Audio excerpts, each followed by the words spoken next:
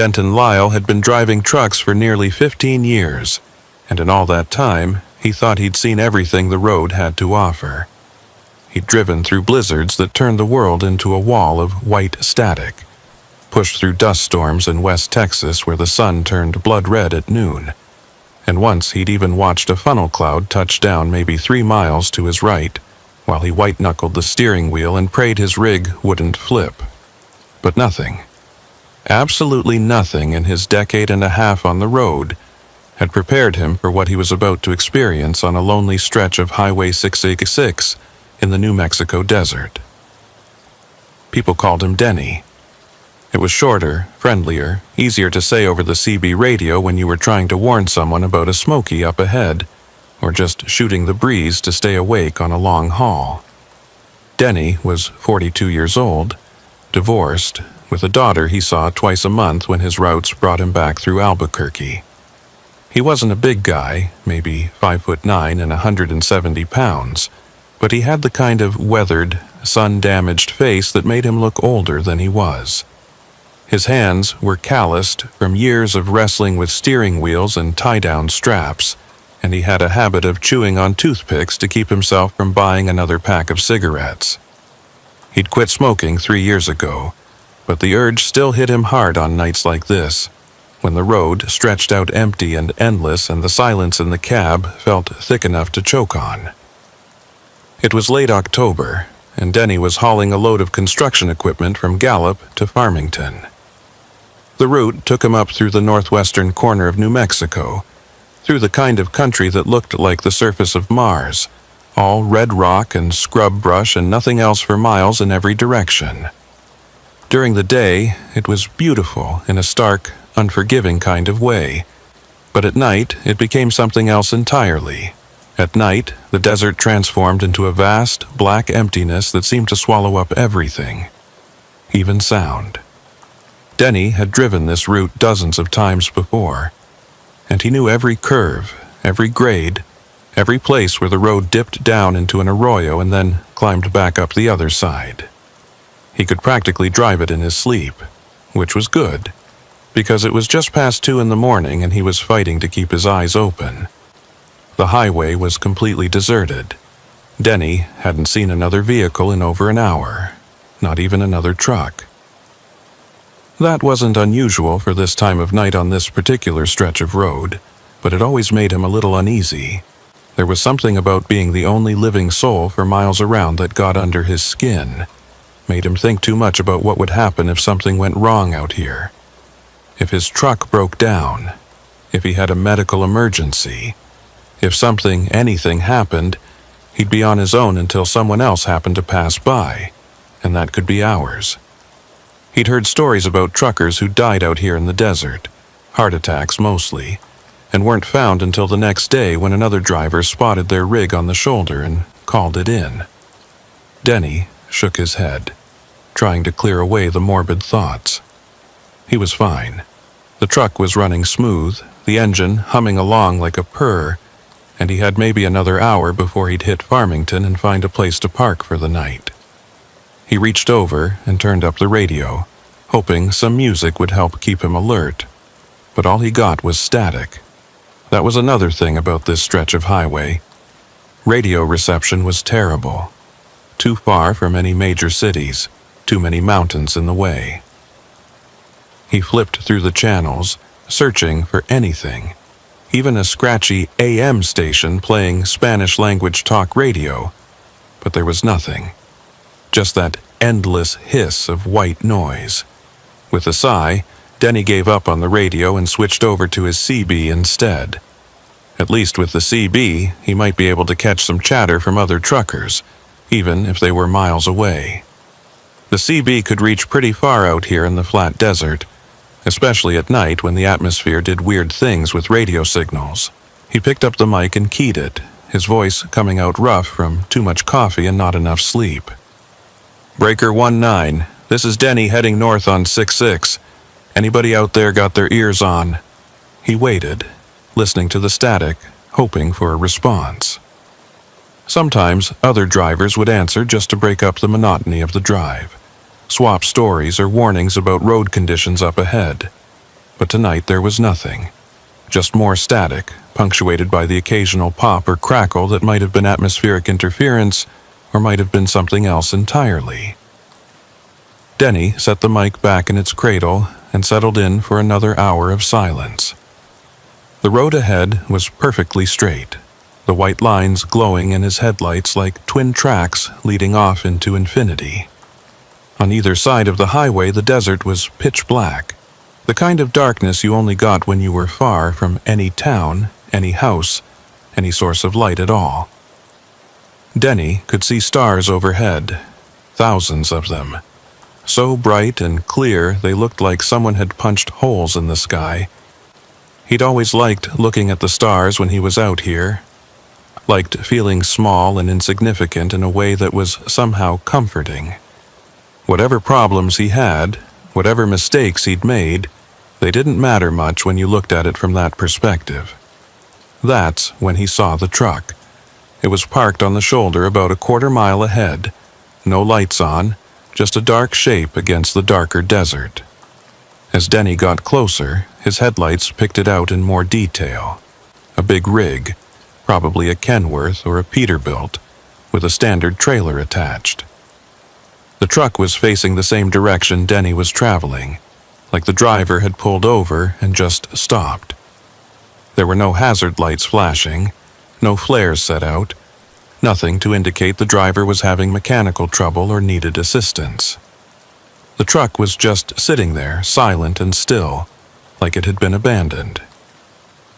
Denny's first instinct was to keep driving. It was late, he was tired, and for all he knew the driver was just taking a break, catching some sleep before continuing on. But something about the scene didn't sit right with him. A professional driver didn't just park on the shoulder without putting out some kind of warning, especially not out here where the next vehicle might not come along for an hour or more. And why would anyone choose to park here in the middle of nowhere, when Farmington was less than an hour up the road and there were proper truck stops with lights and security and other people around?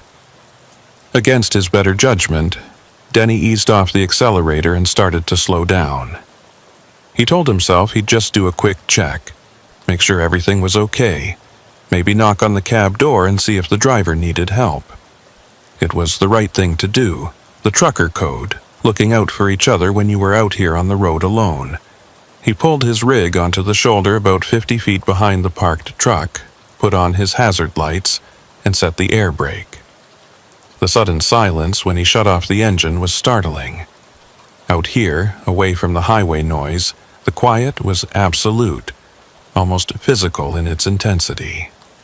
Denny grabbed his flashlight from the door pocket and climbed down from the cab. The desert air was cold, much colder than he'd expected, and he wished he'd thought to grab his jacket. He could see his breath in the beam of the flashlight as he walked toward the parked truck, his boots crunching on the gravel shoulder.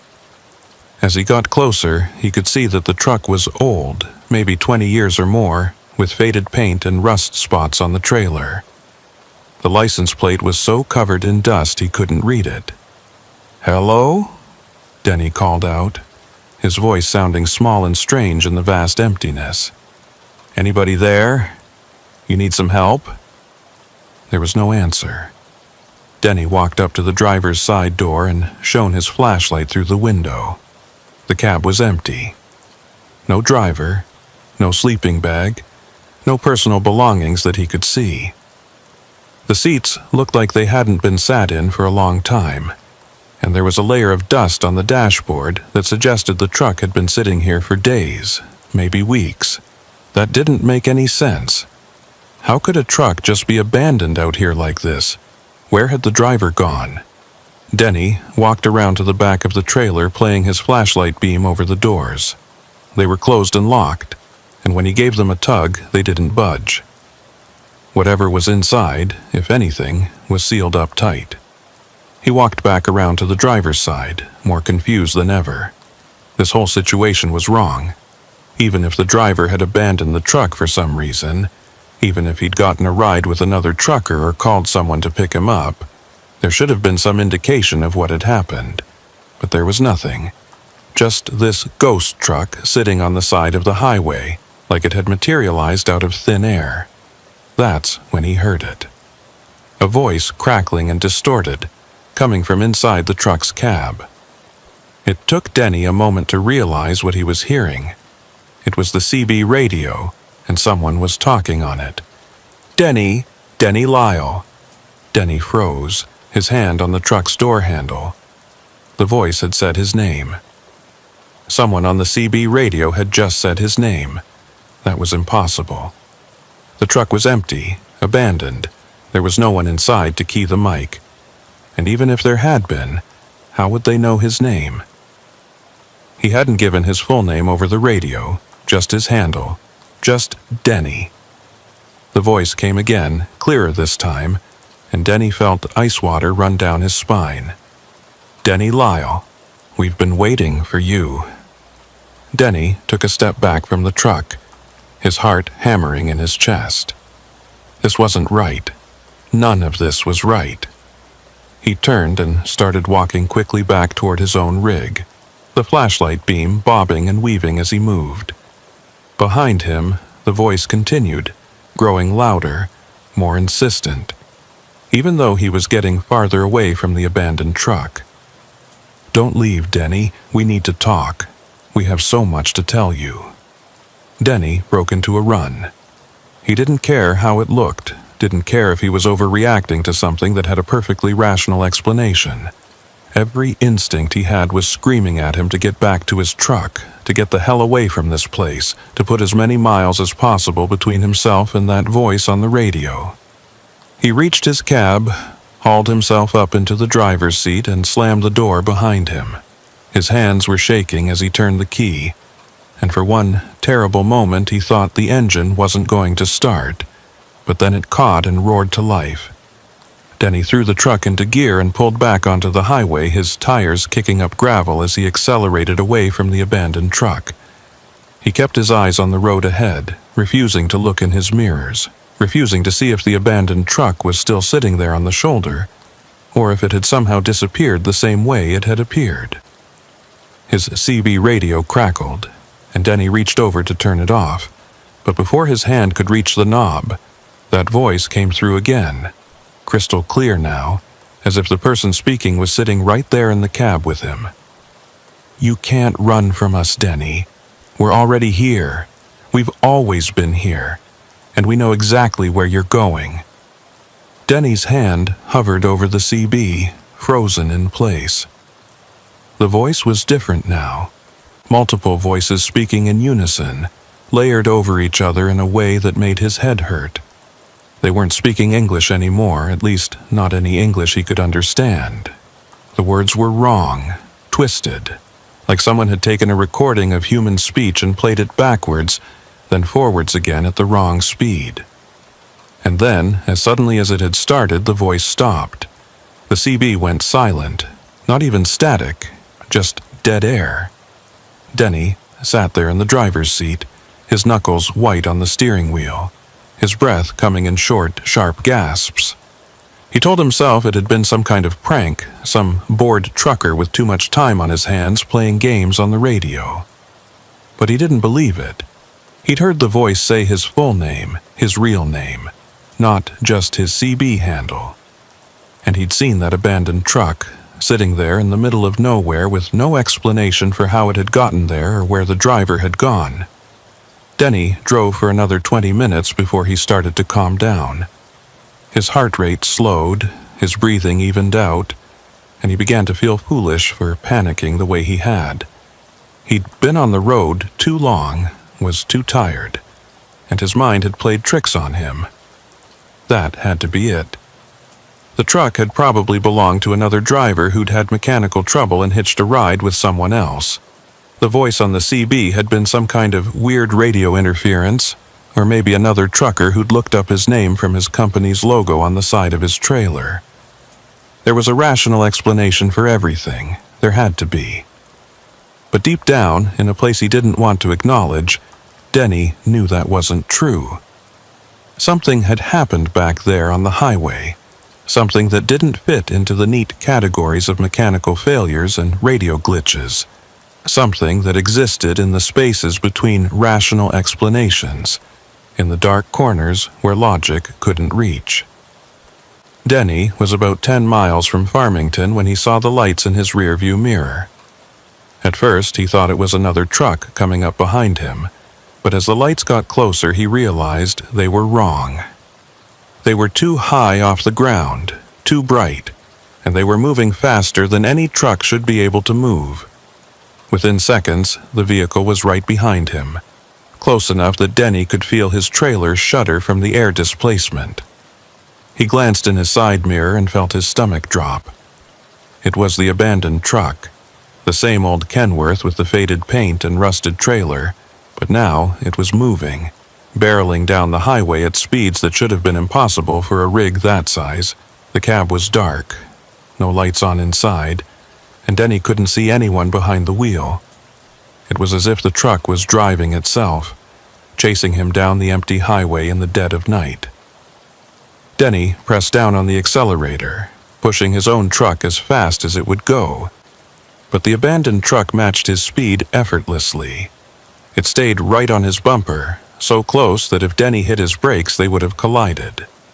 The CB crackled to life again, and this time Denny didn't hesitate. He grabbed the mic and keyed it, his voice coming out high and tight with fear.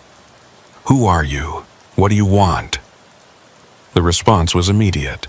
That same chorus of voices speaking in unison. "We want you to remember, Denny. We want you to remember what you did. We want you to remember why you're out here driving this road, running from something you can't name." Denny's mind raced. What were they talking about? He hadn't done anything, hadn't hurt anyone, hadn't committed any crime that would explain this nightmare chase. He was just a trucker, just a guy trying to make a living and see his daughter twice a month. There was nothing in his past that would warrant this. Nothing that would explain why he was being hunted by a phantom truck on a deserted highway. "I don't know what you're talking about," Denny shouted into the mic. "I haven't done anything. Leave me alone." The voices laughed, a sound like breaking glass and grinding metal. "You don't remember. Not yet. But you will, Denny. When you reach the place where it happened, you'll remember everything. And then you'll understand why we're here. Why we've always been here, waiting for you to come back." The truck behind him surged forward, and for a moment Denny thought it was going to ram him, but instead it pulled alongside, matching his speed perfectly. Denny looked over at the driver's side window of the other truck, and what he saw made him nearly lose control of his rig. There was something in the driver's seat, a shape that might have been human, but wasn't. Couldn't be. It was too tall, too thin, with limbs that bent at wrong angles and a head that tilted to the side in a way that suggested the neck was broken. The thing turned to look at Denny, and in the darkness of the cab he could see eyes that glowed with a pale, sickly light. Denny screamed. He couldn't help it. The sound tore out of his throat, raw and primal. The sound of a man confronted with something that shouldn't exist. He jerked the steering wheel to the right, trying to put distance between himself and the nightmare truck, but the other rig matched his movement, staying right alongside him. The thing in the driver's seat raised one impossibly long arm and pressed its hand, if you could call it a hand, against the window. Denny could see long, spidery fingers spreading out across the glass, and for one horrible moment, he thought the thing was going to break through, was going to reach across the space between the two trucks and drag him out of his cab. And then suddenly the other truck was gone, just vanished, as if it had never been there at all. Denny was alone on the highway again, the road ahead empty and dark. No sign of the abandoned truck or the thing that had been driving it. The CB was silent. The desert was still. It was as if the last 10 minutes had been a hallucination, a waking nightmare brought on by exhaustion and too many hours behind the wheel. But Denny knew better. His hands were still shaking, his shirt was soaked with sweat, and he could still hear the echo of those voices in his head, telling him to remember. telling him he would understand when he reached the place where it happened. He didn't know what that meant, didn't know what place they were talking about, but he knew with absolute certainty that this wasn't over. Whatever had started back there on the highway, it was just beginning. Denny drove the rest of the way to Farmington in a state of numb shock. He found a truck stop on the edge of town, pulled into a parking space, and sat in his cab with the engine running and all the doors locked. He didn't sleep, he couldn't. Every time he closed his eyes, he saw that thing in the other truck, that impossibly tall figure with its glowing eyes and broken neck. He saw the abandoned truck sitting on the shoulder, and he heard those voices on the CB radio, speaking his name, telling him they'd been waiting. When the sun finally came up, painting the desert in shades of orange and gold, Denny felt some of the tension drain out of his body. Morning made everything seem less threatening, less real. He could almost convince himself that it had been a dream, some kind of stress-induced hallucination. Almost, but not quite. Because he'd seen what he'd seen, and he'd heard what he'd heard, and no amount of daylight was going to change that. Denny climbed down from his cab and walked into the truck stop diner. He needed coffee, needed food, needed to be around other people, and convince himself that the world was still normal, still operating according to the rules he understood. The diner was busy with the morning rush, truckers grabbing breakfast before heading out on their routes, and the noise and bustle was comforting in a way Denny couldn't quite articulate. He slid into a booth and ordered coffee and eggs from a tired-looking waitress. While he waited for his food, he pulled out his phone and did something he'd been putting off for hours. He Googled Highway 666. He wasn't sure what he was looking for. Maybe some history about the road. Maybe reports from other drivers who'd experienced something similar. What he found made his blood run cold. Highway 666 had a reputation. Truckers called it the Devil's Highway, and there were dozens of stories about strange occurrences on that stretch of road. Abandoned vehicles that appeared and disappeared. Voices on the CB radio that knew things they shouldn't, that spoke in languages no one recognized. Phantom trucks that chased drivers down the empty highway, always appearing at night, always vanishing without a trace. And accidents, so many accidents, crashes that happened for no apparent reason. Drivers who ran off the road or into other vehicles, claiming in their final moments that something had been chasing them, something that wasn't human. Denny set his phone down, his hands trembling. He wasn't crazy. He wasn't the first person to experience this, and he wouldn't be the last. But knowing that didn't make him feel any better. If anything, it made things worse, because it meant that what he'd encountered out there on the highway was real, was a recurring phenomenon that had been happening for years, maybe decades, and no one had been able to stop it. No one had been able to explain it. The waitress brought his food, but Denny found he'd lost his appetite. He sipped his coffee and stared out the window at the parking lot, watching other truckers come and go, wondering if any of them had driven Highway 666, if any of them had heard the voices or seen the phantom truck.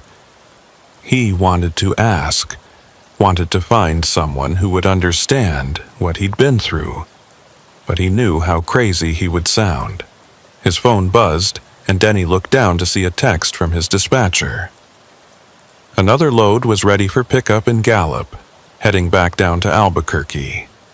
The route would take him back on Highway 666, back through that stretch of desert where the abandoned truck had been sitting, back to the place where the voices had spoken his name. Denny's first instinct was to refuse, to tell his dispatcher he was sick, that his truck needed maintenance, anything to avoid going back on that road, but he knew he couldn't do that. If he started refusing loads, started avoiding certain routes, he'd lose his job. And more than that, he'd be admitting that whatever had happened to him out there had broken him, had taken away his ability to do the one thing he knew how to do. So, Denny finished his coffee, paid his bill, and walked back out to his truck. He climbed up into the cab, started the engine, and pulled out of the truck stop parking lot. He would drive Highway 666 again. He would go back through that stretch of desert.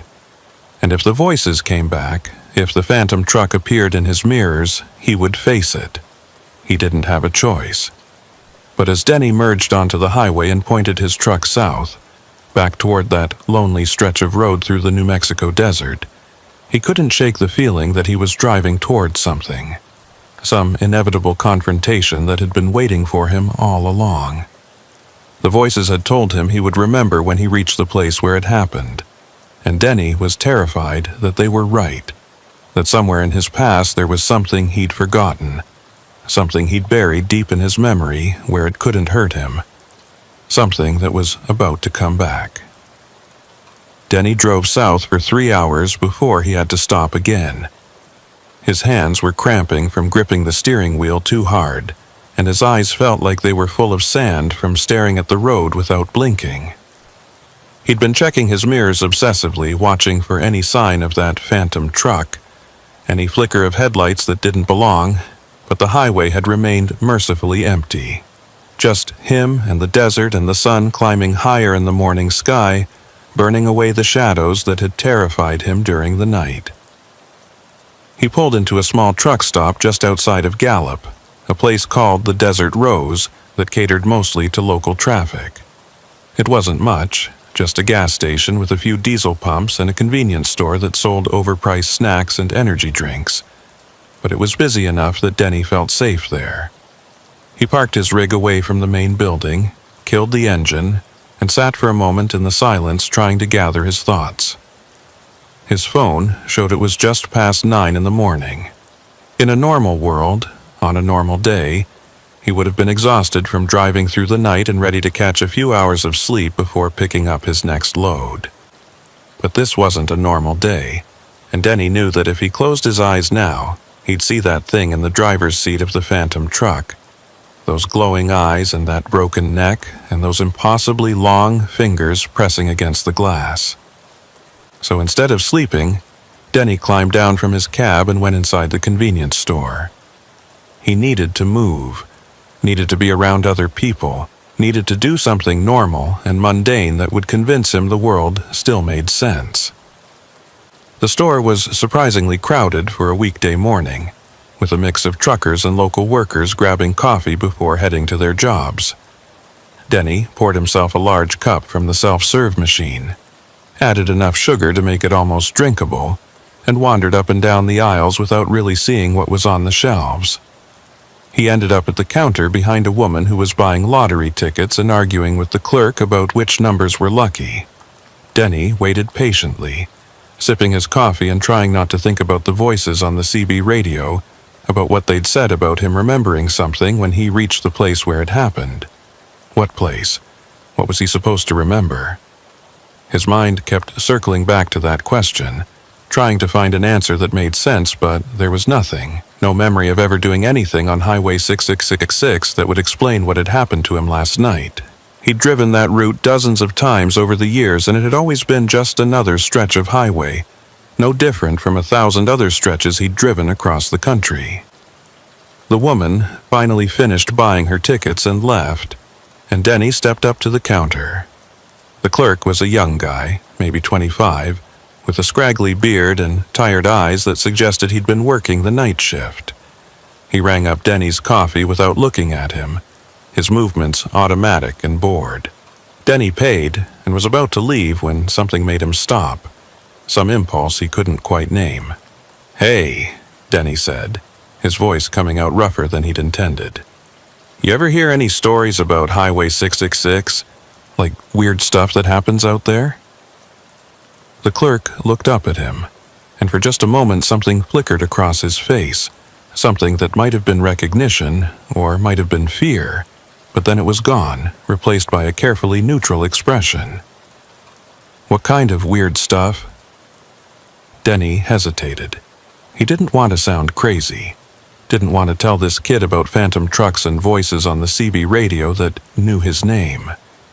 But he also desperately needed to know if anyone else had experienced what he had. if there was any explanation for what had happened out there in the dark.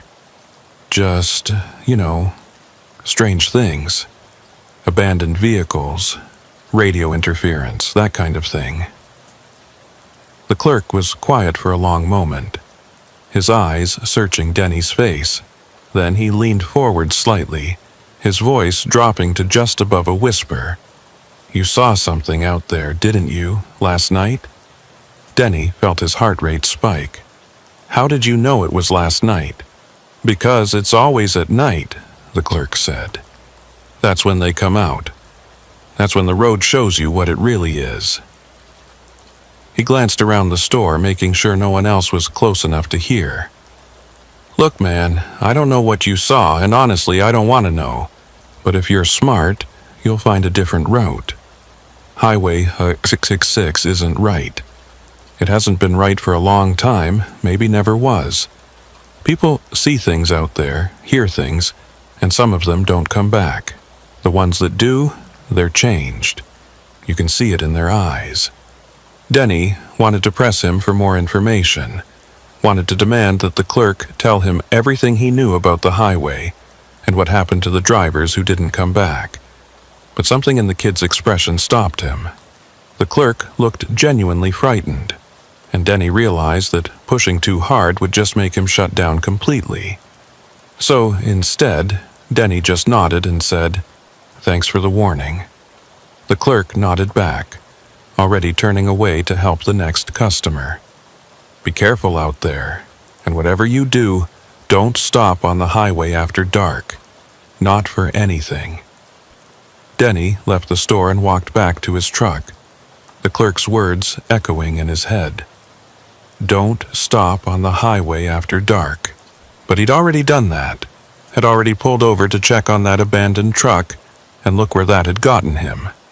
He climbed back into his cab and sat there for a while, staring out the windshield at the other trucks in the lot, at the normal people living their normal lives, completely unaware that there were things out there on the road that defied explanation. His phone rang, making him jump. It was his dispatcher, a woman named Gloria who'd been with the company for 20 years, and took no nonsense from anyone. Denny answered, trying to keep his voice steady. "Denny, where are you?" Gloria's voice was sharp, impatient. "You should have picked up that load from Gallup 2 hours ago. The client is calling me asking where their shipment is." "Sorry, Gloria. I had some trouble on the road last night, had to pull over and rest. I'm at the Desert Rose now, about to head to the pickup." There was a pause on the other end of the line, and when Gloria spoke again, her voice had softened slightly. "What kind of trouble? Your truck okay?" Denny almost told her. Almost explained about the abandoned truck and the voices and the phantom chase down Highway 666. But he stopped himself just in time. If he told Gloria what had really happened, she'd think he was losing it.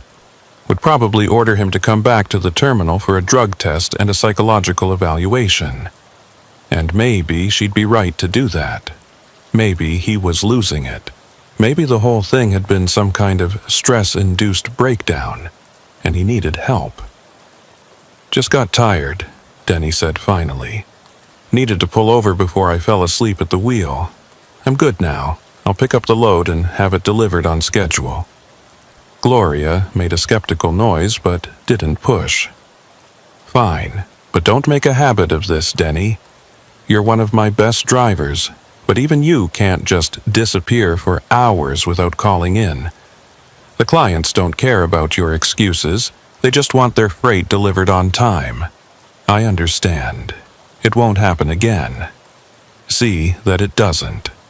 Gloria hung up without saying goodbye, which was typical for her. Denny set his phone down and started the truck. Time to get back to work, back to the job, back to pretending that everything was normal and that he hadn't spent the night being chased by something that shouldn't exist. The pickup went smoothly.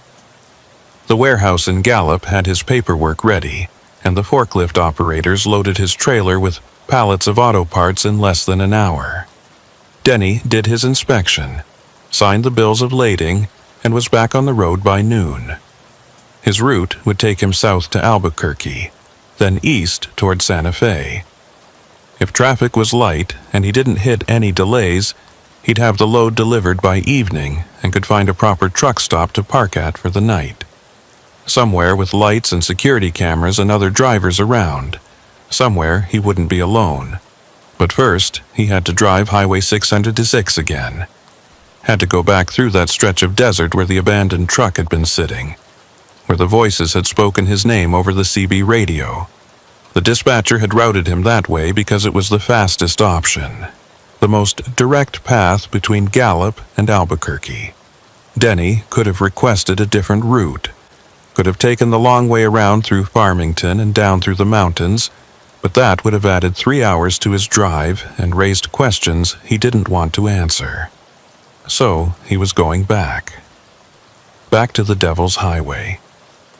The sun was bright and hot as Denny merged onto Highway 666, heading south. In the daylight, the desert looked completely different from how it had appeared during the night.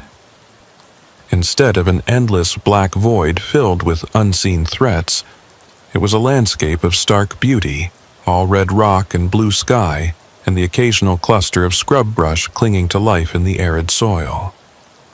Denny could see for miles in every direction, could spot the distant shapes of mesas and buttes rising from the desert floor like ancient monuments.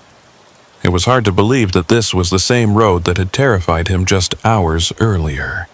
In the light of day, with the sun beating down and the radio playing classic rock songs, it all seemed so normal, so safe.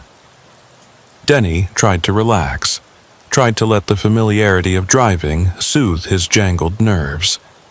This was what he did, what he was good at. Driving trucks, hauling freight, covering the miles between one place and another. It was honest work, simple work, and it had never let him down before. He just needed to focus on that, on the road ahead and the load behind him and the destination waiting at the end of his route. He didn't need to think about phantom trucks or voices on the radio, or things with glowing eyes and broken necks. But as the miles rolled by and the sun started its slow descent toward the western horizon, Denny felt the unease creeping back in. He was getting close to the spot where he'd seen the abandoned truck, close to the place where everything had started to go wrong.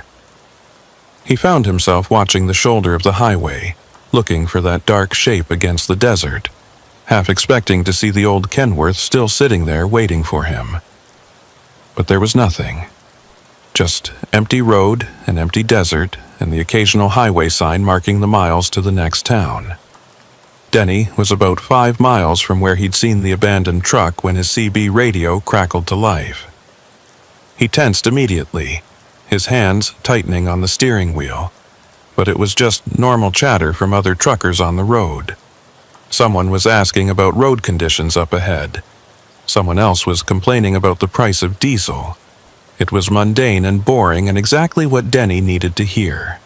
Proof that the world was still operating normally, that the CB was just a tool for communication between drivers, nothing more sinister than that. Then the chatter stopped.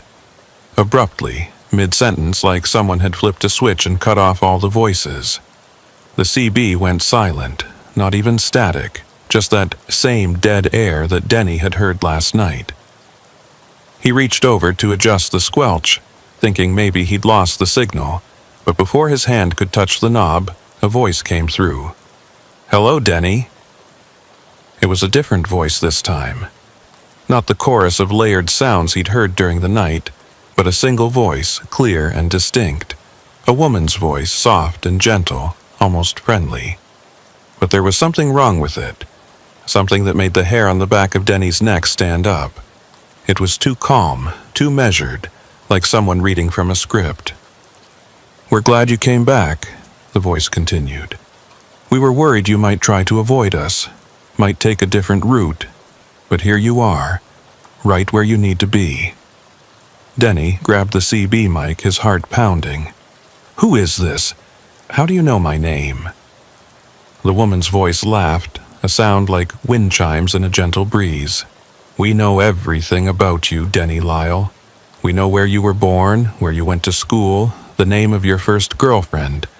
We know about your daughter, about how you only see her twice a month because you're always on the road. We know about the divorce, about how your wife left you because she said you loved the truck more than you loved her. We know all of it. Denny felt sick. This wasn't possible. This was information that no stranger could have. Details about his life that he'd never shared with anyone except his closest friends. How could someone on the CB radio know these things? How could they know about his daughter, about his failed marriage, about the choices he'd made that had led him to this life on the road? What do you want from me?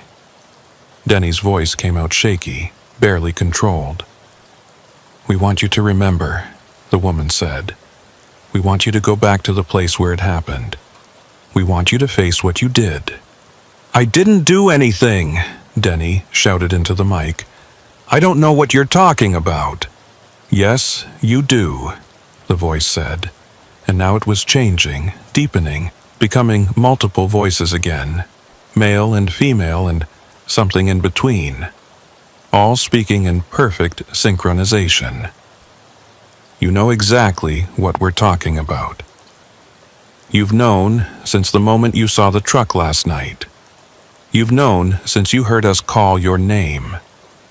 You're just afraid to remember, afraid to admit what you did. Denny looked up at the road ahead and felt his blood turn to ice. There, about a quarter mile in front of him, was the abandoned truck. The same old Kenworth, sitting on the shoulder in exactly the same spot where he'd seen it last night.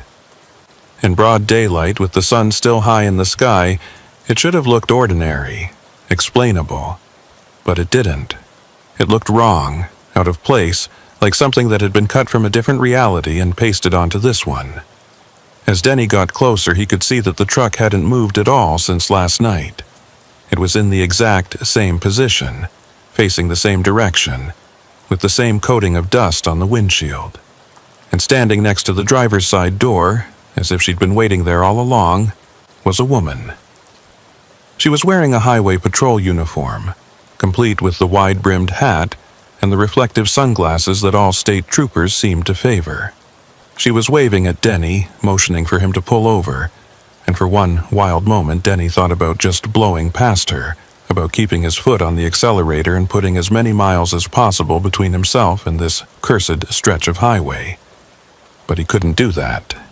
You didn't ignore a highway patrol officer, not if you wanted to keep your commercial driver's license. And maybe, just maybe, this was exactly what he needed. A real person, a representative of law and order, someone who could help him make sense of what was happening. Denny eased his truck onto the shoulder about 50 feet behind the abandoned Kenworth, set his air brake, and killed the engine. The patrol officer was walking toward him now, her stride confident and purposeful. Denny climbed down from his cab, his legs feeling shaky and unsteady, and waited for her to approach. As she got closer, he could see that she was probably in her 40s, with sharp features and auburn hair pulled back in a tight bun. Her name tag read Harlan, and there was something about the way she moved that suggested military experience, someone who'd seen combat and come out the other side harder and more capable than before. "Afternoon, sir," Officer Harlan said, her voice crisp and professional. "Is this your truck?" She gestured toward the abandoned Kenworth. "No, ma'am," Denny said, relief flooding through him. This was good. This was normal. A police officer investigating an abandoned vehicle, asking routine questions. "I actually stopped here last night to check on it. Thought maybe the driver needed help, but there was no one inside." Officer Harlan nodded slowly, her expression unreadable behind those reflective sunglasses. "Last night, you say? What time was that?" "Around 2 in the morning, maybe 2:30. I was heading north to Farmington." "And you didn't see anyone around the vehicle? No other cars or trucks?" "No, ma'am. Just this truck sitting here empty. I tried to see if anyone needed help, but there was nobody there. Then I heard..." Denny stopped himself. How could he explain about the voices on the CB radio without sounding insane? Heard what? Officer Harlan prompted, tilting her head slightly. Nothing, Denny said quickly. I just got spooked and left. Probably should have called it in, but I didn't have cell service out here. Officer Harlan was quiet for a moment, and Denny had the uncomfortable feeling that she was studying him, measuring him, trying to decide if he was telling the truth. Then she reached up and removed her sunglasses, and Denny found himself looking into eyes that were a startling shade of green, so bright they almost seemed to glow in the harsh desert sunlight. "Mr. Lyle," she said, and Denny felt his stomach drop because he hadn't told her his name. "I need you to be completely honest with me. Have you been drinking, taking any substances that might impair your ability to drive?" "No, ma'am, nothing like that. How did you know my name?" Officer Harlan smiled, but it didn't reach her eyes. "It's on the side of your truck, Mr. Lyle. Your company puts driver names on all their vehicles. Standard practice." Denny glanced back at his truck. She was right. There was a small placard on the driver's door with his name and his CDL number. He'd forgotten about that, hadn't even thought to check if that's how the voices had learned who he was. Relief washed over him again. There was a rational explanation after all. The voices on the CB had just been other truckers who'd seen his name on the truck and decided to mess with him. It was a cruel prank, nothing more. "I need you to come take a look at something, Mr. Lyle," Officer Harlan said, turning and walking toward the abandoned truck. "I want to get your opinion on what you saw last night." Denny followed her, grateful to have a normal explanation for what had happened, eager to help in any way he could. They walked up to the Kenworth, and Officer Harlan pulled out a flashlight even though it was broad daylight. She shone it through the driver's side window, illuminating the cab interior. "You said there was no one inside when you checked last night," she said. "Is that correct?" "Yes, ma'am, the cab was empty." "And you didn't notice anything unusual, anything that seemed out of place?" Denny looked through the window, trying to remember what he'd seen by flashlight in the dark. The cab looked the same as it had last night, dusty and abandoned, with no personal belongings visible. But now, in the daylight, he could see something he'd missed before. There were scratches on the inside of the windshield, long gouges in the glass that looked like they'd been made by fingernails, and on the driver's seat, almost invisible against the dark fabric, were stains that might have been oil, or might have been something else entirely. "What happened here?" Denny asked, his voice barely above a whisper. Officer Harlan turned to look at him, and in that moment Denny saw something in her expression that made his blood run cold. It wasn't the look of a police officer investigating a crime scene. It was the look of someone who knew exactly what had happened here, who had seen it before and would see it again. "That's what we're trying to figure out, Mr. Lyle," she said. "This truck has been here for 3 days. We've run the plates, tried to track down the owner, but there's no record of it. No registration, no insurance, no VIN number that matches anything in our database. It's like this truck doesn't exist, was never manufactured, never sold, never driven. Except here it is, sitting on the side of Highway 606, and no one can explain how it got here or where it came from." Denny took a step back from the truck, his mind reeling. 3 days? But that's impossible. I drove this route less than a week ago, and this truck wasn't here then, it just appeared last night. "Are you sure about that, Mr. Lyle? Are you absolutely certain this truck wasn't here before last night?" Denny opened his mouth to say yes, to insist that he would have noticed the abandoned truck on the side of the highway, but the words died in his throat, because suddenly he wasn't sure. Suddenly, he was questioning everything he remembered about his previous trips through this area. Had he really paid attention to the shoulder? Had he really looked closely at every vehicle parked on the side of the road? Or had he just been focused on his own driving, on making his delivery times, on getting from one place to another as quickly as possible? I don't know, Denny admitted. I thought I would have seen it, but maybe I just didn't notice. Officer Harlan nodded, as if this was the answer she'd been expecting. Memory is a funny thing, Mr. Lyle. We think we remember events clearly, think we know exactly what happened and when, but the truth is our brains are constantly rewriting the past, filling in gaps, creating narratives that make sense to us. And sometimes, when we encounter something that doesn't fit our understanding of how the world works, our minds do whatever they can to rationalize it, to make it seem normal. She walked around to the back of the abandoned truck and stood there waiting for Denny to join her. Reluctantly, he did. Officer Harlan pointed at the trailer doors. These were sealed when we first found the truck, she said. Locked from the outside with a padlock that looked like it had been there for years. We had to cut it off to get inside. She pulled on the door handle, and the trailer door swung open with a rusty screech. Do you want to know what we found? Denny didn't want to know. Every instinct he had was screaming at him to get back in his truck and drive away as fast as he could. But he also knew that he couldn't leave, not now, not when he was this close to understanding what was happening. So he nodded, not trusting his voice. Officer Harlan shone her flashlight into the dark interior of the trailer, and Denny leaned forward to look inside. At first, he couldn't make sense of what he was seeing. The trailer appeared to be empty, just bare metal walls and a wooden floor scarred with years of use. But then his eyes adjusted to the dim light, and he saw them. Words, hundreds of them, maybe thousands, scratched into the metal walls of the trailer.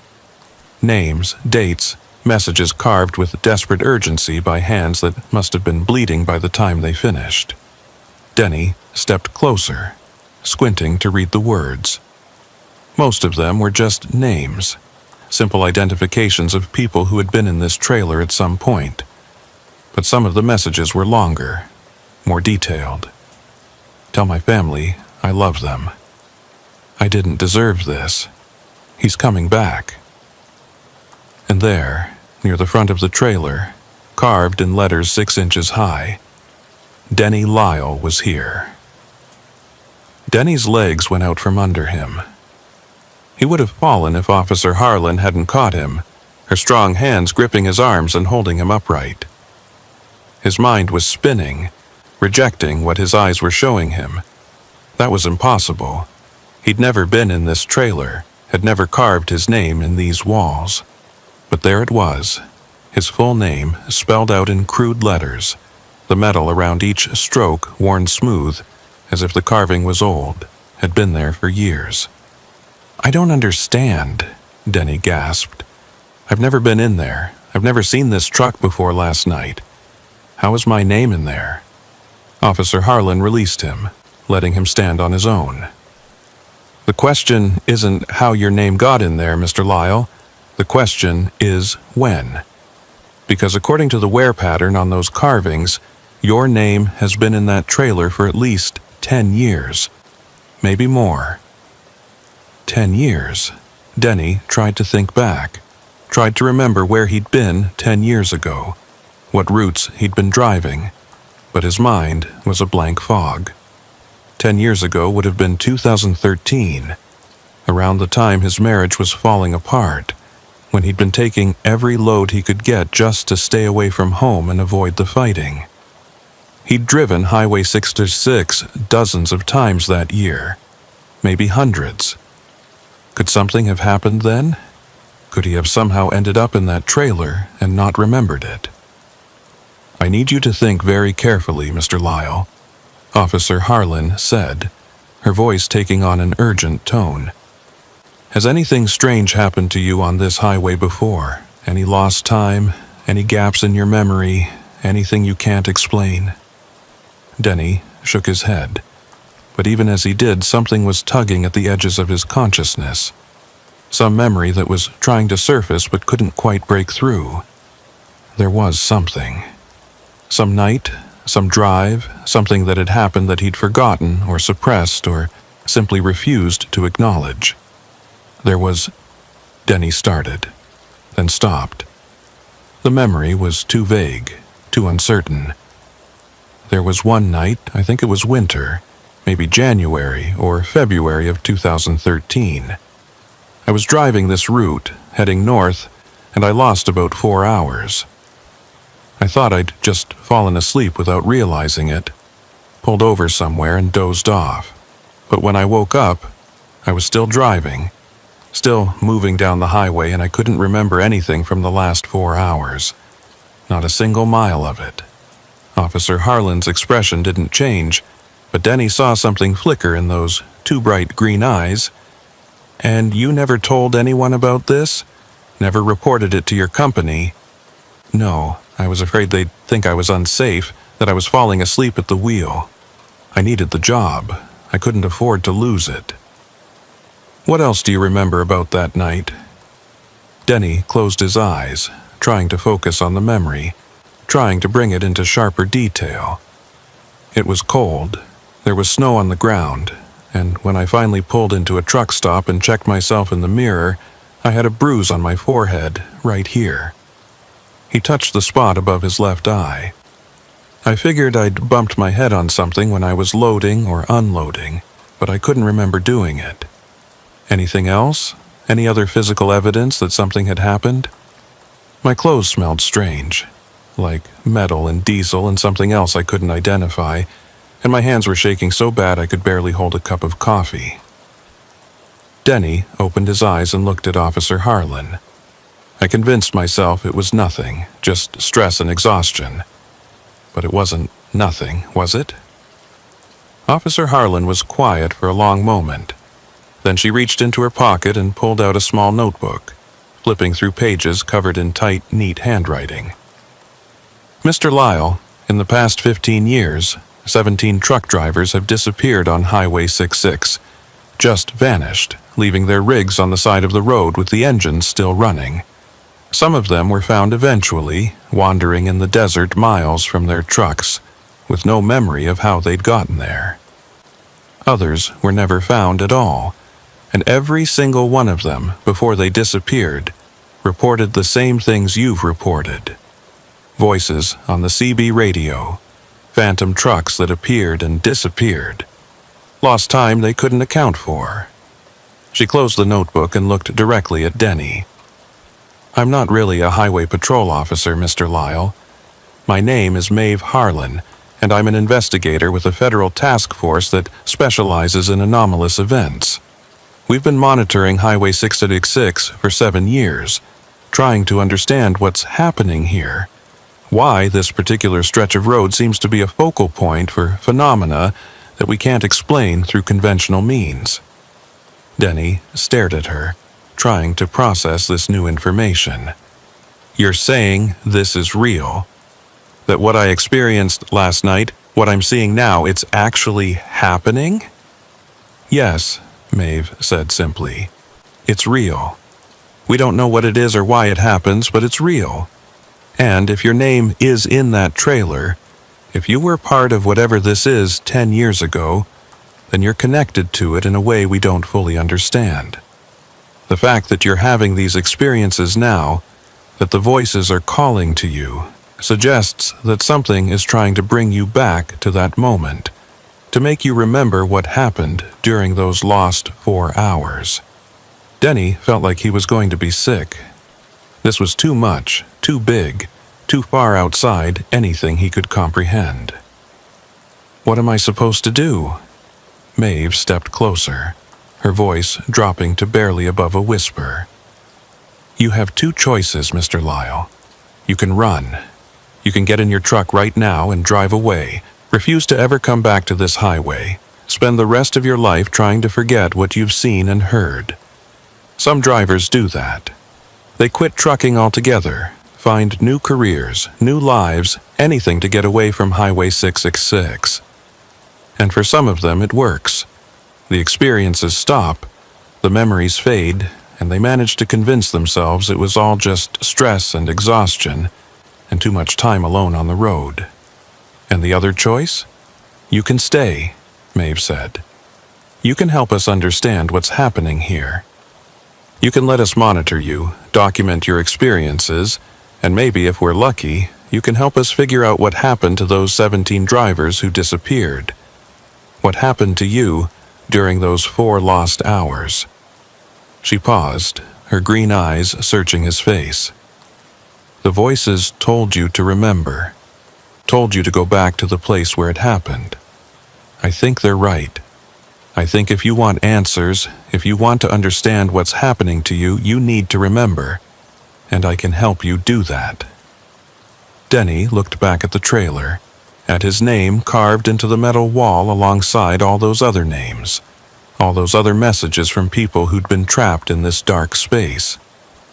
He thought about those 17 drivers who'd disappeared, about the families they'd left behind, about the questions that would never be answered if someone didn't try to understand what was happening on Highway 66. He thought about running, about spending the rest of his life looking over his shoulder, wondering when the voices would come back, when the phantom truck would appear in his mirrors again. And he realized that he couldn't do that. He couldn't live that way, always afraid, always waiting for something terrible to happen. "Okay," Denny said finally. "I'll help. Tell me what you need me to do." Maeve Harlan led Denny away from the abandoned truck and back toward his rig, where she had a black SUV parked on the shoulder about 100 yards down the highway. Denny hadn't even noticed it when he'd pulled over, which struck him as odd now that he thought about it. How could he have missed a vehicle sitting right there in plain sight? But then again, he'd missed a lot of things lately, like the fact that his name had been carved into a trailer wall 10 years ago, or that he'd lost 4 hours of his life on this very highway and had somehow convinced himself it didn't matter. The SUV was unmarked, without any government plates or official insignia, but it had the look of a federal vehicle nonetheless. Maeve opened the back door and pulled out a laptop computer, setting it on the hood and booting it up. While they waited for it to load, she pulled out a thermos and poured 2 cups of coffee, handing one to Denny without asking if he wanted it. He took it gratefully, wrapping his hands around the warm cup even though the desert heat was already making him sweat. "What exactly is this task force you work for?" Denny asked, watching as Maeve typed in a series of passwords to unlock her computer. "I've never heard of any federal agency that investigates anomalous events." "That's because we don't advertise," Maeve said, her fingers flying over the keyboard. "Officially, we're a subdivision of the Department of Transportation, looking into traffic safety issues on rural highways. Unofficially, we investigate incidents that don't fit normal patterns, things that can't be explained by conventional accident reconstruction or criminal investigation. Highway 666 is one of our most active cases, has been for years." The laptop screen came to life, showing a map of the southwestern United States with Highway 606 highlighted in red. Along the route were dozens of colored pins, each representing some kind of incident. Maeve zoomed in on the stretch of highway where they were currently parked, and Denny could see that the pins were clustered here, in this exact area, more densely than anywhere else on the map. "This is ground zero," Maeve said, pointing at the screen. "Whatever is happening on Highway 666, it's centered right here, in this 5-mile stretch of road. Most of the disappearances, most of the anomalous sightings, most of the reports of lost time, they all happen within a few miles of where we're standing right now." Denny stared at the map, at all those colored pins representing all those incidents, all those other drivers who'd experienced something they couldn't explain. Why? What's special about this place? That's what we've been trying to figure out. Maeve clicked through several files, pulling up photographs and reports. The highway itself was built in 1962, part of a federal push to improve transportation infrastructure in rural areas. But before that, this was an old trading route used by Native American tribes. And before that, there are geological surveys that suggest this area has unusual magnetic properties. The rock formations beneath the highway contain high concentrations of magnetite, which can cause compass needles to spin and radio equipment to malfunction. She pulled up another file, this one showing a series of geological charts and seismic readings. About 15 years ago, there was a minor earthquake in this region. Nothing major, just a 3.2 on the Richter scale. But it opened up some underground caverns that hadn't been there before, or at least hadn't been accessible before. Since then, we've seen a significant increase in anomalous activity. Drivers reporting strange lights in the sky, CB radios picking up voices that shouldn't be there, vehicles breaking down for no reason, and then starting up again perfectly fine a few hours later. Denny sipped his coffee, trying to absorb all this information. So you're saying this is all natural? Some kind of geological phenomenon that's causing hallucinations or equipment malfunctions? I'm saying that's one theory, Maeve replied carefully. But it doesn't explain everything. It doesn't explain the abandoned vehicles that appear and disappear, or the messages carved into trailer walls by people who claim they were never there, or the fact that some drivers go missing and are found days later with no memory of where they've been, but with injuries that suggest they've been in some kind of struggle. She closed the laptop and looked directly at Denny. And it doesn't explain why your name was in that trailer, carved there 10 years ago, during a period when you admit you lost 4 hours of your life. Denny set down his coffee cup, his hands trembling slightly. What do you think happened to me during those 4 hours? Maeve was quiet for a moment, choosing her words carefully. I think you encountered something on this highway, something that operates according to rules we don't understand yet. I think whatever it was took you somewhere, showed you something or did something to you, and then put you back in your truck and let you drive away. But it didn't erase your memory completely. Couldn't erase it, because some part of you still remembers. That's why the voices are calling to you now, why the phantom truck is chasing you.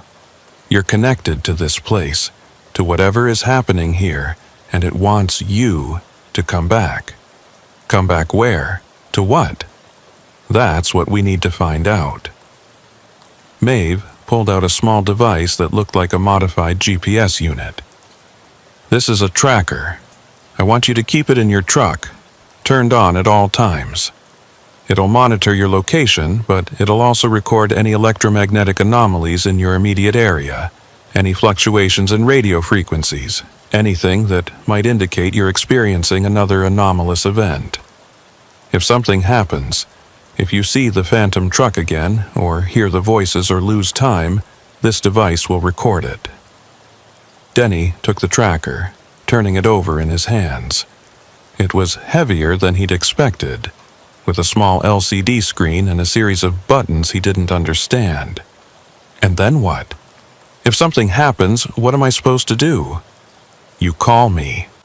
Maeve handed him a business card with nothing on it but a phone number. Day or night doesn't matter. If you experience anything unusual, anything at all, you call that number immediately. I'll be monitoring the tracker remotely, so I'll know if something's happening, even if you can't call, but I need you to document everything you experience. Write it down, record it on your phone, whatever you can do to preserve the memory before it starts to fade. Before it starts to fade, Denny repeated. You're saying my memories aren't reliable? That whatever happened to me 10 years ago, I might not remember it accurately even if I try? Memory is complicated, Maeve said, especially memories of traumatic events. Our brains do whatever they can to protect us from psychological harm, and sometimes that means suppressing or altering memories of things that are too frightening or too painful to process. Add in the possibility of electromagnetic interference affecting neural pathways, and you've got a situation where even the person who experienced something might not be able to trust their own recollection of events. Denny thought about that. about how his mind had rationalized away the lost 4 hours back in 2013, had convinced him it was just fatigue and stress and nothing to worry about. How many other things had he forgotten or misremembered over the years? How much of his life was built on a foundation of false memories and suppressed truths? "I need to ask you something," Denny said. "Those 17 drivers who disappeared, the ones who were never found, do you think they're dead?" Maeve's expression didn't change, but something in her eyes suggested she'd been expecting this question. "I think some of them probably are, but some of them, I think they went somewhere. I think they crossed over into whatever space exists alongside this highway, whatever pocket dimension or parallel reality, or whatever the hell you want to call it, and they couldn't find their way back." "That's insane," Denny said. But even as he spoke the words, he knew he didn't really believe they were insane. Not after what he'd experienced. Not after seeing his own name carved into that trailer wall. "Yes," Maeve agreed. "It is insane, but that doesn't make it untrue." She checked her watch. "It's almost 4 o'clock. You should get back on the road, make your delivery. The tracker will record everything, and I'll be watching. If anything happens, call me." Denny nodded, pocketing the tracker and the business card. He started to walk back toward his truck, then stopped and turned around. "Why are you doing this? Why are you out here investigating something that everyone else probably thinks is just drivers making up stories or having hallucinations?" Maeve smiled, but it was a sad smile, one that carried years of burden. "Because 10 years ago, my brother was driving this highway. He was a trucker, just like you, hauling freight from Gallup to Albuquerque. His truck was found on the shoulder right here, engine still running, CB radio turned on, but my brother was gone. Never found him, never found any trace of where he went or what happened to him. So I quit my job, joined this task force, and I've been out here ever since trying to understand what happened to him and to all the others who've disappeared on this highway."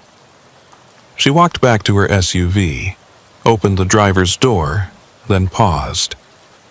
"Your name was in that trailer, Mr. Lyle, carved alongside my brother's name. Whatever happened to you 10 years ago, whatever you can't remember, my brother was there too. So if you remember anything at all, I need you to tell me. Not just for your sake, but for his." With that, she climbed into the SUV and drove away, leaving Denny standing alone on the shoulder of Highway 666 with more questions than he'd started with. He walked back to his truck in a daze, climbed into the cab and sat there for several minutes trying to process everything Maeve had told him.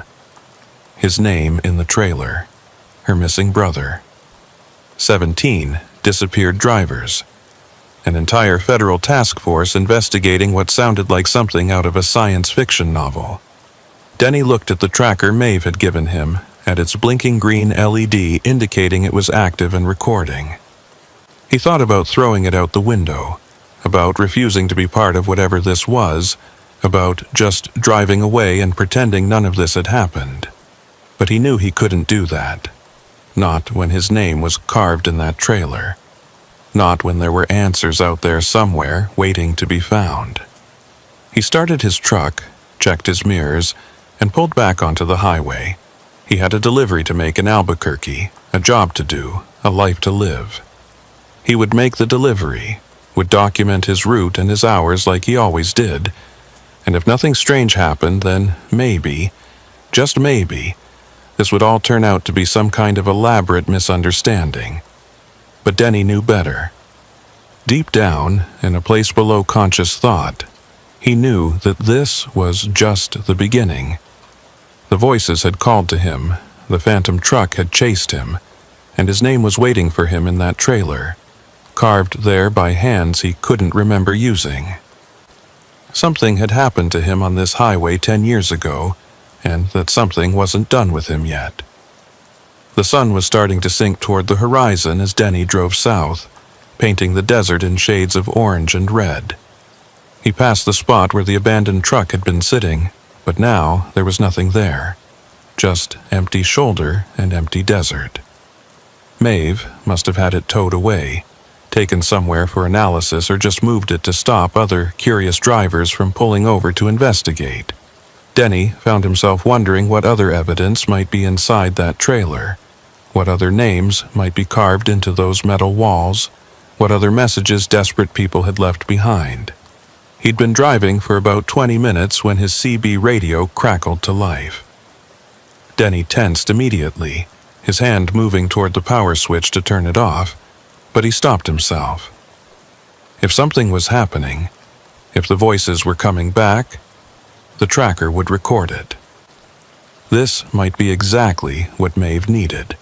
Proof that the anomalous events were real and not just driver fatigue or psychological problems. Breaker 19, this is southbound Sally looking for a radio check. Anybody out there got their ears on? It was a normal voice. A woman trucker calling out for someone to talk to. Nothing sinister or strange about it. Denny felt the tension drain out of his shoulders. He picked up the mic and keyed it. This is Denny, southbound on 666. I got you loud and clear, Sally. How's your day going? Oh, same old, Sally replied, her voice friendly and warm. Fighting the wind, fighting the heat, fighting to stay awake. Just another day in paradise. Where you headed? Albuquerque got a load of auto parts that needs to be there by 7. You should make that easy. Traffic's light today, smooth sailing all the way down. There was a pause. Then Sally's voice came back, slightly more serious. Hey, Denny, you haven't seen anything weird out there, have you? On this stretch of highway? Denny's hand tightened on the steering wheel. What kind of weird? I don't know, just strange things. I've been driving this route for 15 years, and lately I've been seeing things that don't make sense. Trucks that appear and disappear, lights in the sky, voices on the radio that shouldn't be there.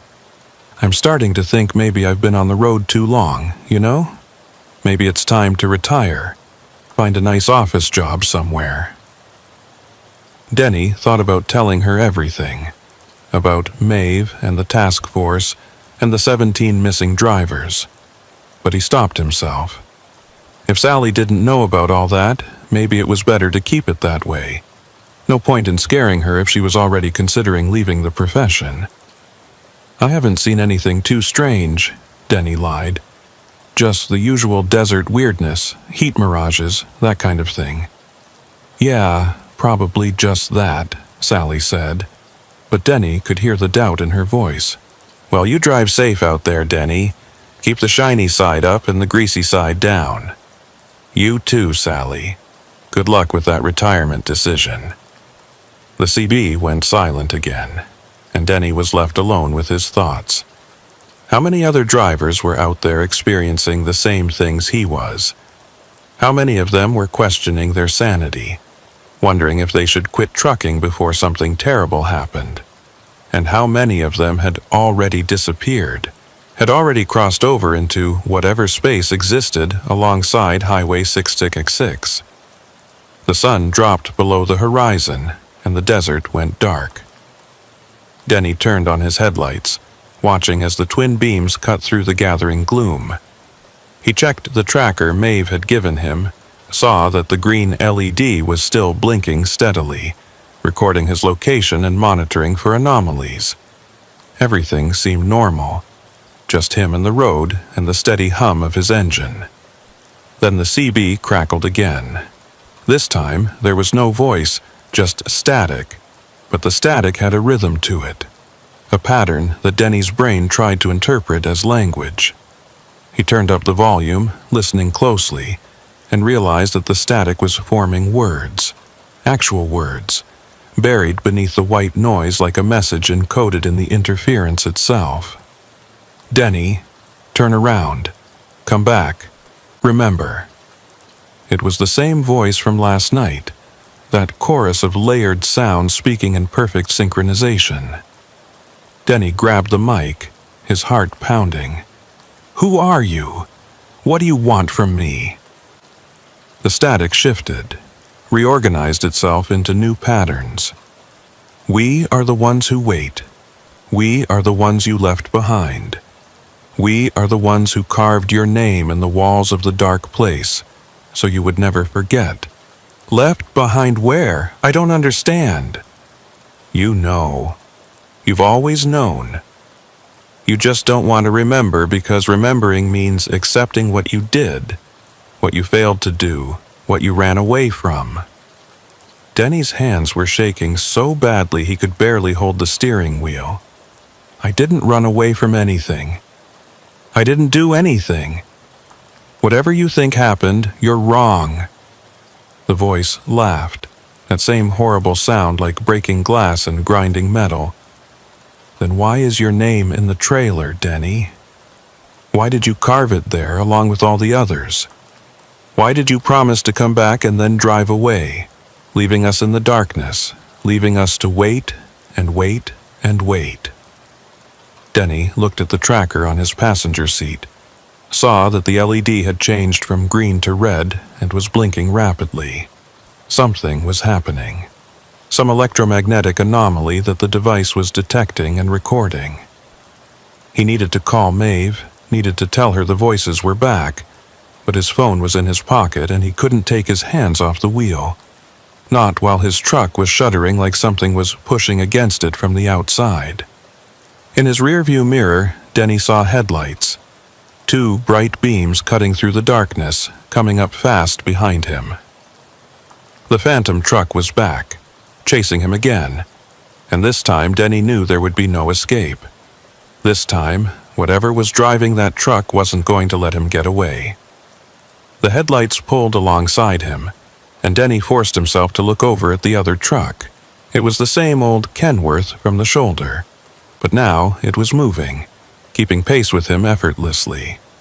The driver's side window was dark, impenetrable, but Denny could see movement inside the cab, shapes that shifted and writhed like something was trying to take form. Then the window rolled down, and Denny saw who was driving. It was a man, or what had once been a man. He was tall and thin, with dark hair and a face that might have been handsome before whatever had happened to him. But his eyes were wrong, too bright, glowing with that same pale, sickly light Denny had seen before. And his smile, that terrible smile that stretched too wide across his face, showing too many teeth. The man raised one hand in a wave, casual and friendly, like they were just 2 truckers passing on the highway.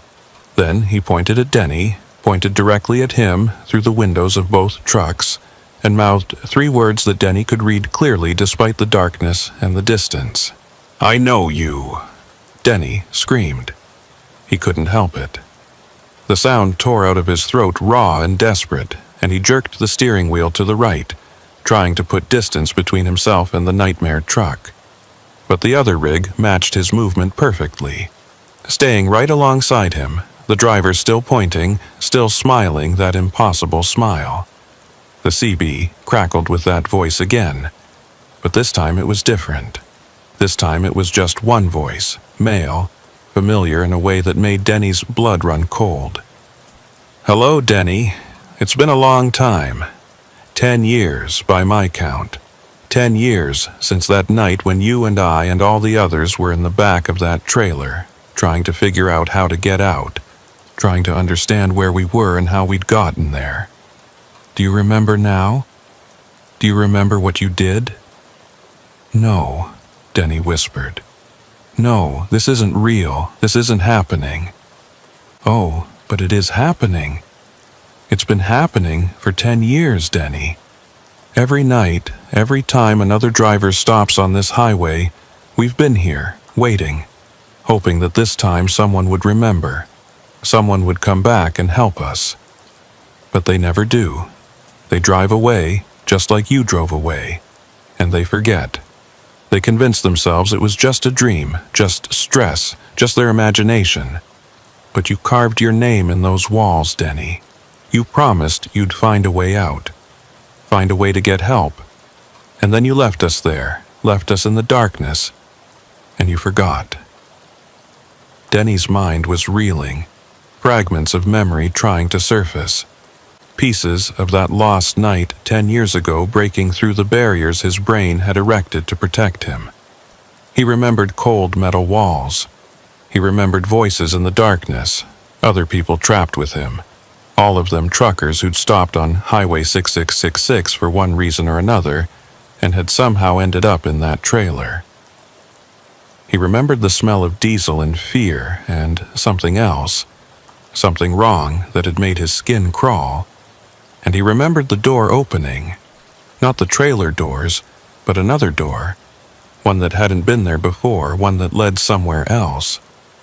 He remembered stepping through that door, remembered the terrible choice he'd had to make, and he remembered running as fast as he could back to his truck, back to the real world, back to safety. And he remembered leaving them behind. All of them. The other truckers who'd been trapped in that trailer, who'd carved their names in the walls, who'd been waiting for someone to save them. He'd left them there, had driven away, and convinced himself it had never happened, that it was just a hallucination brought on by exhaustion and stress. "Oh my God," Denny gasped. I remember what I did." The man in the phantom truck smiled wider. "Good. That's good, Denny, because now that you remember, now that you know what you did, you can make it right. You can come back. You can open the door again and let us out. All you have to do is stop the truck. Stop the truck and come with me. It's easy. It's what you should have done 10 years ago." Denny looked ahead at the road stretching out before him, then at the tracker on his passenger seat with its frantically blinking red LED. Maeve had said to call her if anything happened, had said she'd be monitoring the tracker remotely. She would know something was wrong. She would know he needed help. All he had to do was keep driving, keep moving, don't stop no matter what the voice said. But the guilt was crushing him. The memory of those faces in the darkness, those other truckers who'd looked at him with such hope when he'd found the door, who'd believed he was going to save them, and he'd abandoned them.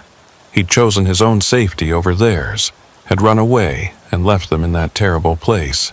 "I'm sorry," Denny said, tears streaming down his face. "I'm so sorry. I didn't know what to do. I was scared. I thought if I got out, if I got back to my truck, I could call for help. I thought I could come back with the police, with someone who could help. But then I couldn't remember. I couldn't remember any of it." "But you remember now," the man said, his voice gentle, almost kind. "And now you can fix it. Now you can do what you should have done all along. Just stop the truck, Denny. Stop the truck and come back to us. We've been waiting for you. We've been waiting for so long." Denny's foot moved toward the brake pedal. It would be so easy. Just stop the truck, get out, walk over to the Phantom Kenworth and climb inside. Go back through that door, back into the darkness, and finally do the right thing. Finally be the person he should have been 10 years ago instead of the coward who'd run away. But then Denny thought about his daughter, about seeing her twice a month, about the way her face lit up when he brought her presents from his trips, about the life he'd built, imperfect as it was, and about the fact that if he stopped now, if he went with the man in the phantom truck, he would never see her again. He would disappear like those 17 other drivers, would become another mystery, another unsolved case, another name on Maeve's map. "No," Denny said, his voice stronger now. "No, I'm not stopping. I'm sorry for what I did. Sorry I left you there, but I can't fix it by disappearing too. I'm going to get help. I'm going to call Maeve, tell her everything I remember, and we're going to figure out how to get you out. But I'm not stopping this truck." The man's smile faded. The phantom Kenworth swerved closer, so close that Denny could hear metal scraping against metal as the two trucks touched. The voice on the CB became a roar, no longer gentle, no longer kind. "You will stop. You will come back. You owe us. You promised." Denny grabbed his phone with one hand, keeping the other on the wheel, and dialed the number on Maeve's card. It rang once, twice, and then her voice came through, sharp and alert. "Denny, what's happening?" "It's here. The truck is here, and I remember. I remember what happened 10 years ago. I remember the trailer and the other drivers and the door. I remember everything. Where are you? What's your location?" Denny looked at his GPS. "Mile marker 247 heading south. It's trying to force me off the road, trying to make me stop. Don't stop." Maeve's voice was urgent. "Whatever you do, don't stop the truck. I'm tracking your location. I'm sending help, but you need to keep moving. The anomaly can't affect you if you stay in motion. That's why the disappeared drivers always stopped. That's how it gets you." The phantom truck slammed into Denny's trailer, the impact strong enough to push him toward the shoulder. Denny fought the wheel, his arms screaming with effort as he kept his rig on the highway. In the phantom truck's cab, he could see the driver clearly now, could see that it wasn't just one man, but many, all of them overlapping, all of them occupying the same space, all of them the drivers who'd been trapped in that trailer 10 years ago. And in the center of them all, Denny could see another face. Younger, with the same green eyes as Maeve, her brother. The trucker who'd disappeared 10 years ago, whose name was carved in the trailer wall next to Denny's. "Help us," the brother mouthed, his lips moving in synchronization with all the others. "Please. We're still there. We're still trapped. We're still waiting." Denny kept driving, kept fighting to stay on the road, kept the phone pressed to his ear as Maeve talked him through it. The phantom truck stayed alongside him for another mile, then 2, the faces in the cab becoming clearer, more defined, more desperate. But Denny didn't stop. He kept his foot on the accelerator, kept his hands on the wheel, kept moving forward. And then, just as suddenly as it had appeared, the phantom truck was gone. The CB went silent. The desert was empty and dark again, nothing but Denny's headlights cutting through the night. The tracker on his passenger seat stopped blinking red and returned to steady green. "It's gone," Denny said into the phone, his voice shaking. "It just disappeared." "Keep driving," Maeve said. "Don't stop until you reach Albuquerque. I'll meet you there. And Denny, you did good. You didn't stop. You didn't let it take you." "But they're still there," Denny said. "Your brother, all of them. They're still trapped in that place. I left them there 10 years ago, and they're still there." "I know," Maeve said quietly. "But now we have something we didn't have before. We have a witness who remembers.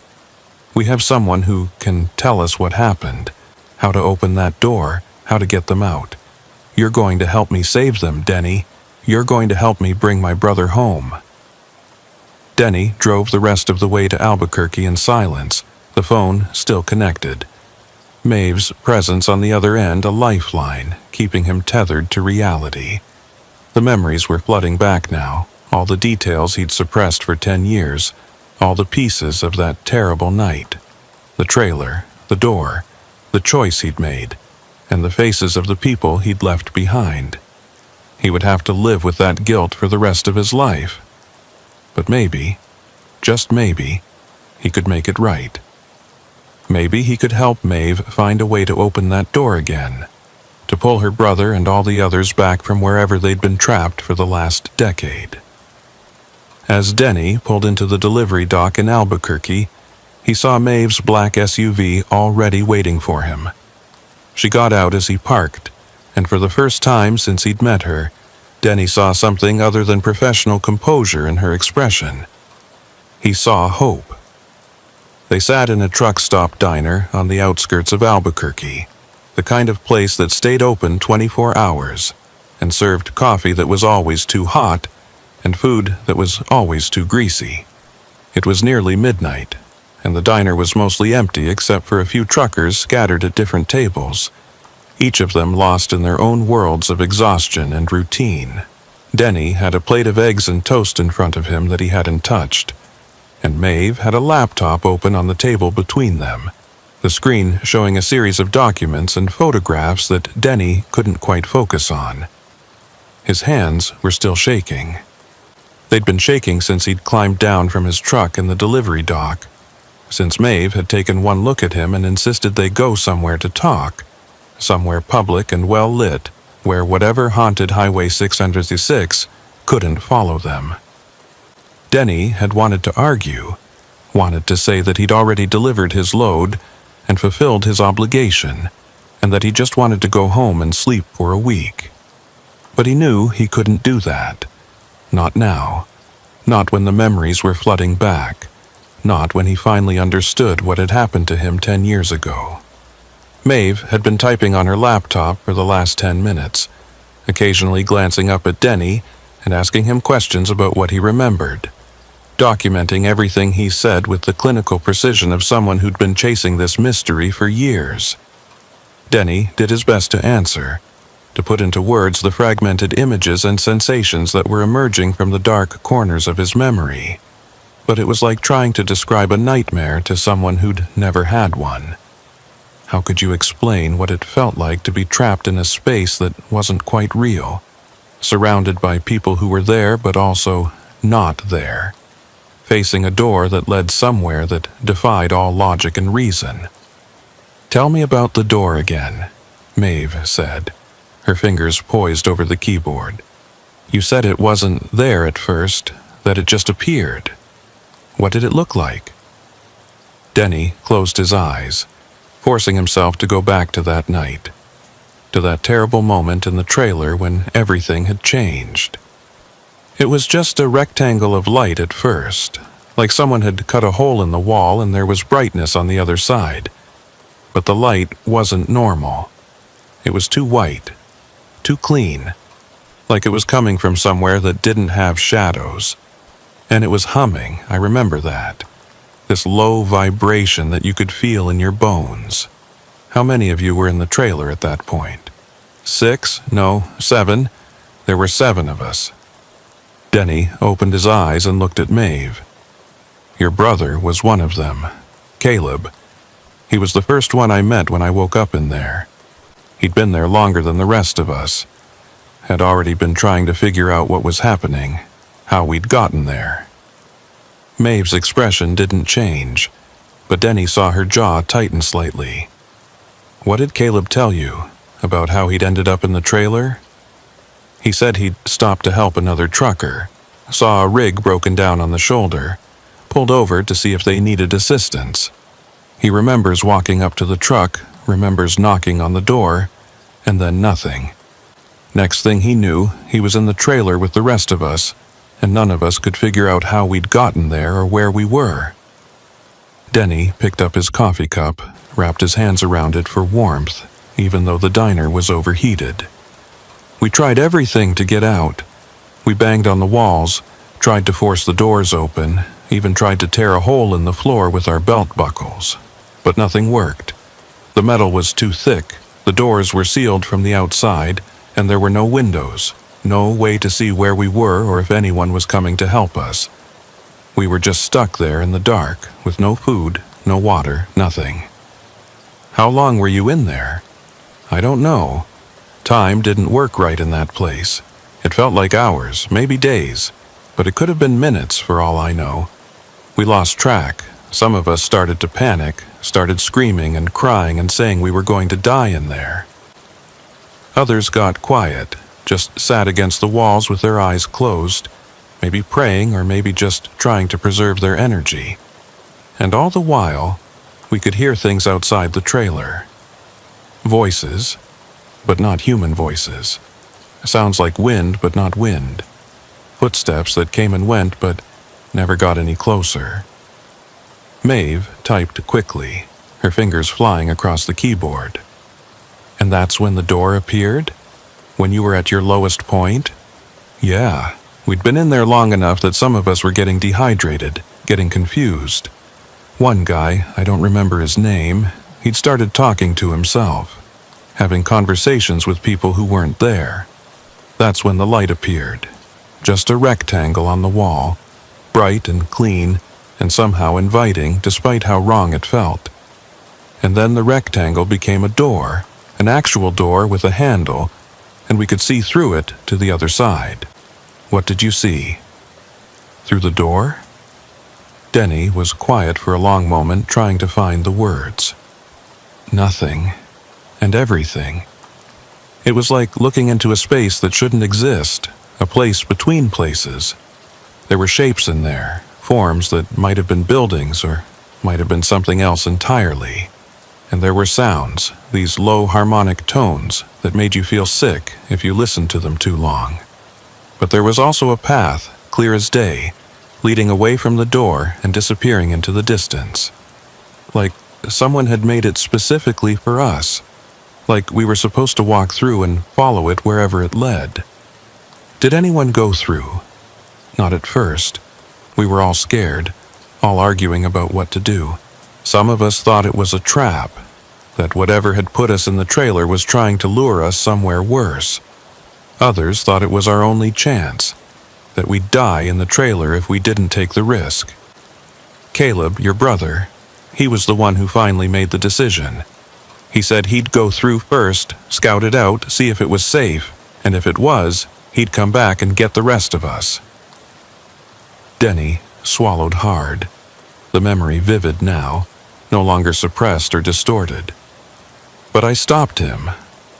I said I'd go instead. I was younger, faster, and I'd worked as a volunteer firefighter for a few years, so I knew how to handle dangerous situations. At least that's what I told myself. Really, I just wanted to be the hero. I wanted to be the one who saved everyone. So you went through the door?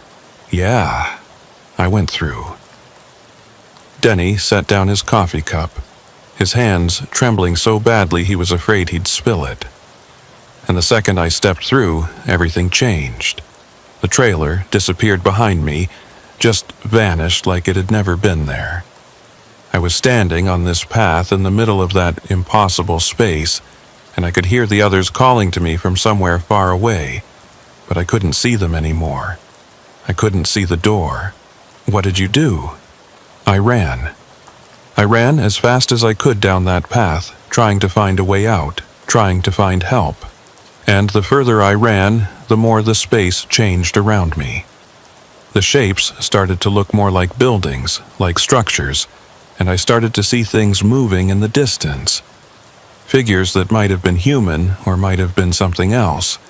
And I kept running until I saw another light, another door, and I went through it without thinking.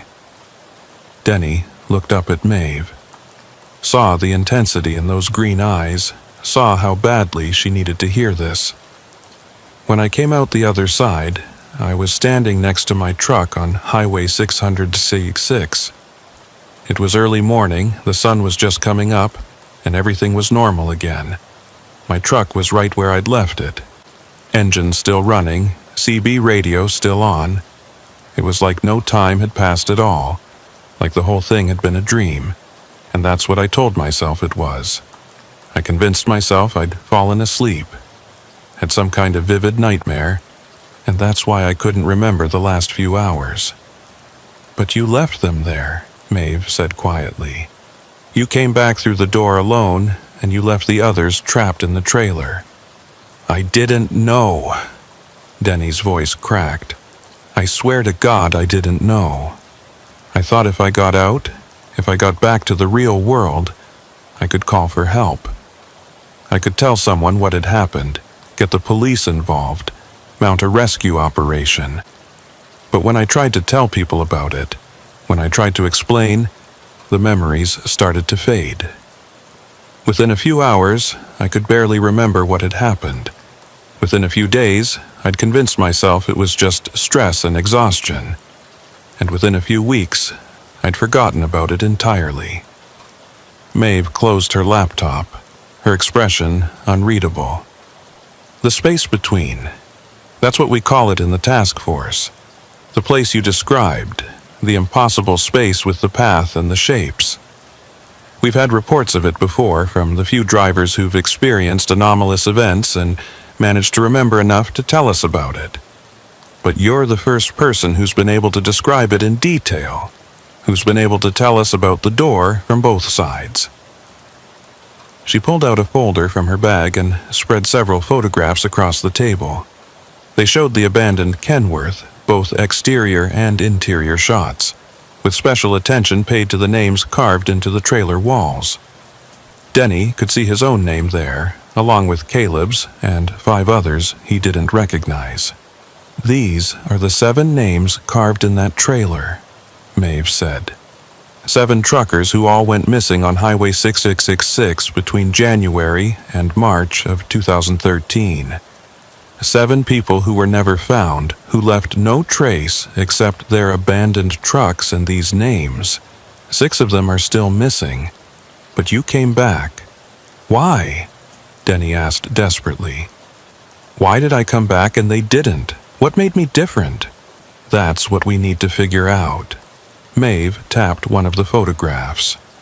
The door you described, the one that appeared in the trailer and led to the space between, it's not random. Our research suggests it only appears under specific conditions, when certain electromagnetic thresholds are met, and when there are people present who fit a particular psychological profile. Truckers who are isolated, who've been on the road too long, who are vulnerable in some way. She pulled out another document, this one showing a complex chart of dates and locations. Every disappearance on Highway 606 has happened during a specific phase of the solar cycle, when magnetic activity from the sun interacts with the magnetite deposits in the rock formations beneath the highway. It creates a kind of resonance field that can, under the right conditions, open doorways to other spaces, other realities, other dimensions, whatever you want to call them. Denny stared at the chart, trying to make sense of the technical jargon. So, this is all natural? Just some kind of weird geological phenomenon? The doorways might be natural, Maeve said. But what's on the other side isn't. The space between, the figures you saw moving in the distance, the structures that looked like buildings, that's something else entirely. Something that exists alongside our reality, occupying the same space but separated by some kind of dimensional barrier. And when the doorways open, things can move between the two spaces, including people. The phantom truck, Denny said, understanding dawning. The thing that's been chasing me, the faces I saw in the cab, that's them. That's your brother and the others, trying to get back, trying to use the doorways to return to our reality. Partially, Maeve said, but it's more complicated than that. When someone gets trapped in the space between, they don't stay static. They change, adapt to that environment, become part of it in ways we don't fully understand. The people you saw in the phantom truck, they're not quite the same as they were when they disappeared. They're caught between two states, two realities, and they need something from our side to complete their return. What do they need? Maeve looked at him directly.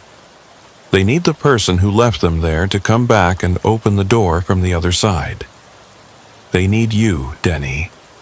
That's why the voices have been calling to you, why the phantom truck has been chasing you. You're the key. You're the one who can bring them home. Denny felt like he'd been punched in the stomach. You want me to go back. You want me to drive Highway 626 again, find that door, and go through it. I want my brother back, Maeve said, her voice tight with emotion. I want all of them back. And you're the only person who knows how to open the door, who has the connection to that space that can make it work. You're the only chance they have. I can't, Denny said, shaking his head. I can't go back there. You don't know what it's like, that place, the way it makes you feel. It's wrong in a way I can't even describe.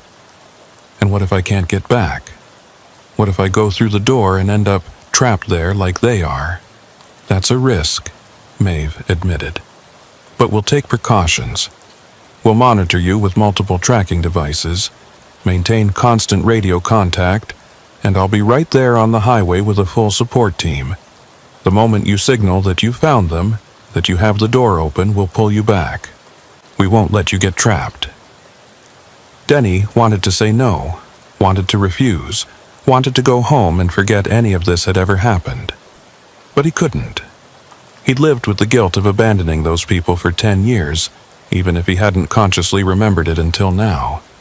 And now that he did remember, now that he knew they were still out there in that terrible space waiting for someone to save them, he couldn't walk away again. When? Denny asked quietly. Tonight, Maeve said. The solar activity is peaking again. Same conditions as 10 years ago. If we're going to open the door, if we're going to get them back, it has to be tonight. 3 hours later, Denny was back on Highway 666, driving north through the darkness toward the spot where the abandoned Kenworth had been sitting. His truck was equipped with 6 different tracking devices, 3 CB radios all tuned to different frequencies, and a satellite phone that maintained a direct connection to Maeve's team. In his pocket, he had a compass that would supposedly tell him if he was crossing into the space between, and strapped to his chest was a harness with a cable attached that Maeve's technical team swore would act as a lifeline, allowing them to pull him back if he couldn't find his way out on his own. Denny had no idea if any of this technology would actually work. Maeve had admitted that most of their equipment failed when exposed to the anomalous conditions around the doorways, that they were essentially operating blind and hoping that this time would be different. But it was all they had, and Denny had agreed to try. The highway was empty, just like it had been every other time Denny had driven this route at night. No other vehicles, no lights except his own headlights cutting through the darkness. No signs of human presence for miles in any direction. It should have been peaceful, meditative even, but instead it felt ominous, like the desert itself was holding its breath, waiting to see what would happen. "How are you doing, Denny?" Maeve's voice came through the CB clear and steady. "I'm okay," Denny lied. "About 15 miles from the target location. Remember the protocol. When you see the door, when you feel the pull, you call it in immediately. Don't try to be a hero. Don't try to handle it alone. We're here to support you." "Copy that." Denny drove on, his hands tight on the steering wheel, his eyes scanning the shoulder for any sign of the abandoned truck. But he knew it wouldn't be there, not physically. The truck had been towed away, taken to some secure facility for analysis. What he was looking for was something else, some indication that the doorway was opening, that the barrier between realities was thinning enough for him to cross over. He was about 5 miles from the target location when his compass started to spin. The needle whipped around in circles, unable to find north, and Denny felt a familiar sensation wash over him. The air pressure in the cab changed, became heavier, and he could feel that same low vibration he'd felt 10 years ago in the trailer. The doorway was opening. "Maeve, I'm getting anomalous readings on the compass. I think it's starting." "Copy that. All teams, be advised. Subject is entering the anomaly zone. Maintain visual contact and prepare for extraction protocol." Denny looked in his rearview mirror and saw Maeve's black SUV about a quarter mile behind him, along with 2 other vehicles that had been following at a distance. They were all staying back, maintaining what Maeve had called a safe perimeter, close enough to respond if something went wrong, but far enough away that they wouldn't get pulled into the anomaly themselves. The CB crackled, and Denny heard that familiar chorus of voices, layered and synchronous, speaking as one. "Denny, you came back. We knew you would. We've been waiting." "I'm here," Denny said into the mic, his voice shaking. "I'm here to help. I'm here to bring you home." "Then stop the truck, Denny." "Stop the truck and open the door. It's time." Denny looked ahead and saw it. The same rectangle of white light he remembered from 10 years ago, hovering in the air about 50 feet above the highway. But this time it wasn't inside a trailer. This time it was just hanging there in space. A door to nowhere, bright and clean and impossibly wrong. And standing beneath it, visible in the glow of Denny's headlights, was a figure. It was Caleb, Maeve's brother. He looked exactly as he had 10 years ago, wearing the same clothes, the same expression of desperate hope. He was waving at Denny, motioning for him to stop, to get out of the truck, to come to the door. Denny eased off the accelerator, his heart pounding. This was it. This was the moment. He could keep driving, could refuse to stop just like Maeve had told him to do during the last encounter. Or he could do what he'd come here to do, what he'd promised he would do. He could stop the truck and face the door and try to bring those people home. "I'm stopping," Denny said into the CB, addressing both the voices from the space between and Maeve's team. "I'm going to open the door." "Denny, wait," Maeve's voice came through, urgent and worried. But Denny was already setting his air brake, already killing the engine, already climbing down from the cab. The desert air hit him like a physical force, hot and dry despite the late hour, carrying with it that same smell of metal and diesel and something else, something wrong that made his stomach turn. Caleb was still standing beneath the door, still waving, still pleading silently for Denny to help him. Denny took a step forward, then another, the cable attached to his harness playing out behind him. He could hear Maeve shouting something over the satellite phone, could hear the sounds of vehicles stopping and doors opening as her team prepared to intervene, but it all seemed very far away, muted and distant like he was hearing it through water.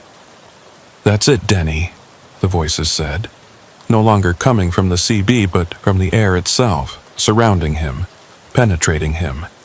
"Just a little closer, just a few more steps. Then you can open the door and we can all go home." Denny was about 10 feet from Caleb when he noticed something that made him stop cold. Caleb wasn't casting a shadow. Despite the bright glow of the door above him, despite Denny's headlights shining directly on him, there was no shadow on the ground. And when Denny looked more closely, he realized that Caleb wasn't quite solid. He could see through him, just slightly, like looking at someone through frosted glass. "You're not really here," Denny said, his voice barely above a whisper. "You're still in the space between. This is just a projection, just something you're showing me to get me to open the door." Caleb's expression changed. The hope faded, replaced by something harder, something desperate. "Does it matter? We're trapped, Denny. We've been trapped for 10 years in a place that never ends, walking paths that lead nowhere, surrounded by things we don't understand. We need to get out. We need you to help us get out." "I want to help you," Denny said. "That's why I'm here. But Maeve said the door has to be opened from both sides, that I have to go through to bring you back. Is that true?" Caleb didn't answer, and in that silence Denny understood. It was a trap. It had always been a trap. The door would open if Denny stepped through it, would allow Caleb and the others to cross over into reality, but Denny would be left behind in the space between, trapped just like they'd been trapped for the last 10 years. The exchange would be permanent. 1 life for 7, Denny's freedom for theirs. "I'm sorry," Denny said, taking a step back. "I'm sorry this happened to you. I'm sorry I left you there 10 years ago. But I can't do this. I can't trade places with you." Caleb's form flickered, becoming less solid. "You have to. You owe us. You promised you'd come back. You promised you'd save us." The door above them pulsed, growing brighter, and Denny could feel the pull intensifying, could feel something trying to drag him forward, trying to force him through the doorway. He grabbed the cable attached to his harness and pulled hard, signaling Maeve's team to reel him back in. "I know I owe you," Denny said, fighting against the pull. "And I'll find another way. Maeve will find another way. But I'm not going through that door." The voices rose to a roar, no longer words, but just raw sound, anger and betrayal and desperation all mixed together. Caleb's projection shattered like glass, breaking apart into fragments that dissolved in the desert air.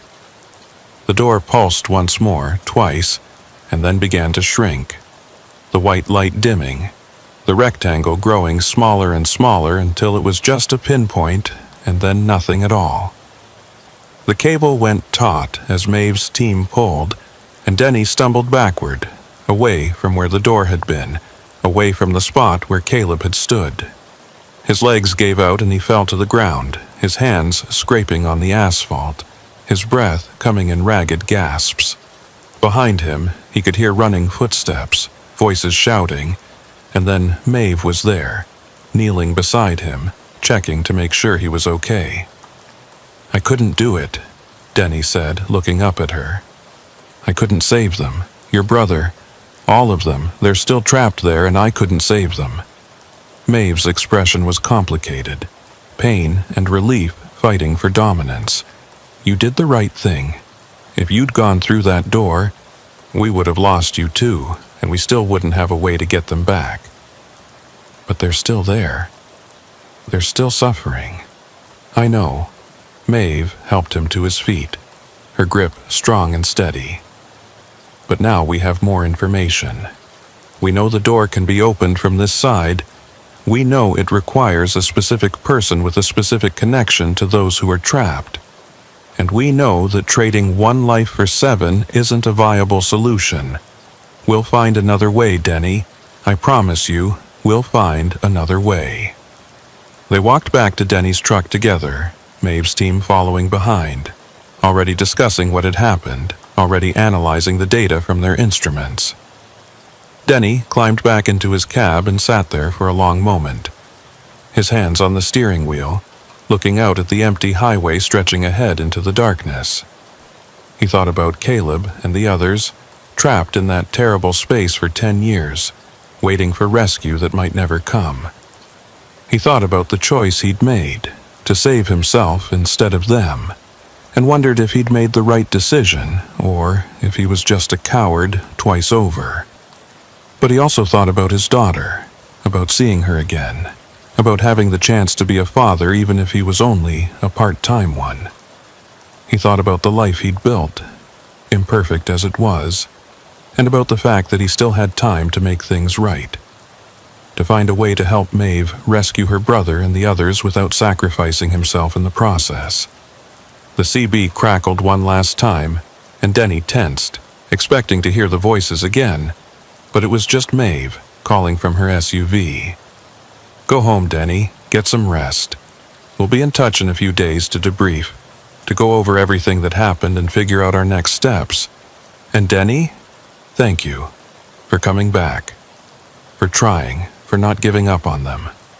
Denny keyed the mic. "I haven't given up. I won't give up. Whatever it takes, however long it takes, we'll find a way to get them out, I promise." He started his truck and pulled back onto the highway, heading south toward home. In his rearview mirror, he could see Maeve's SUV and the other vehicles falling into formation behind him, escorting him away from the anomaly zone, making sure he made it safely out of the area where the doorways could open. As Denny drove, he thought about Highway 600C6, about the Devil's Highway, about all the drivers who'd disappeared over the years, and all the families who'd been left behind with questions that had no answers. He thought about the space between, that impossible realm that existed alongside reality, and about the things that lived there, the structures and figures and whatever else occupied that terrible place.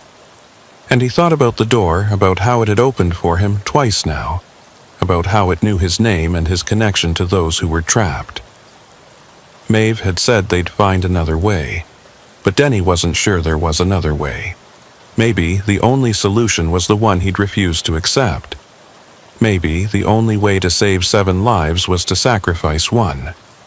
But not tonight. Tonight he would drive home.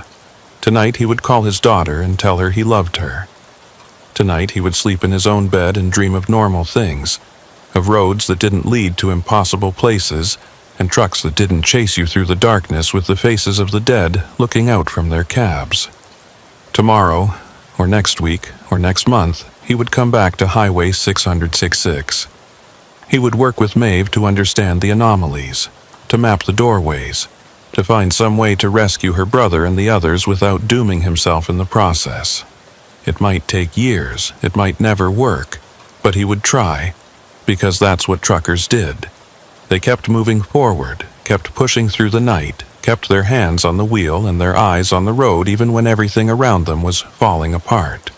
They didn't give up, they didn't quit, they just kept driving, mile after mile, load after load, doing the job that needed to be done.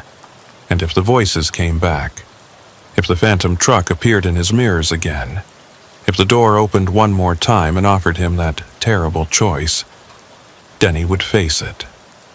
Not tonight, but someday when he was ready, when he'd made his peace with what he'd done and what he'd failed to do.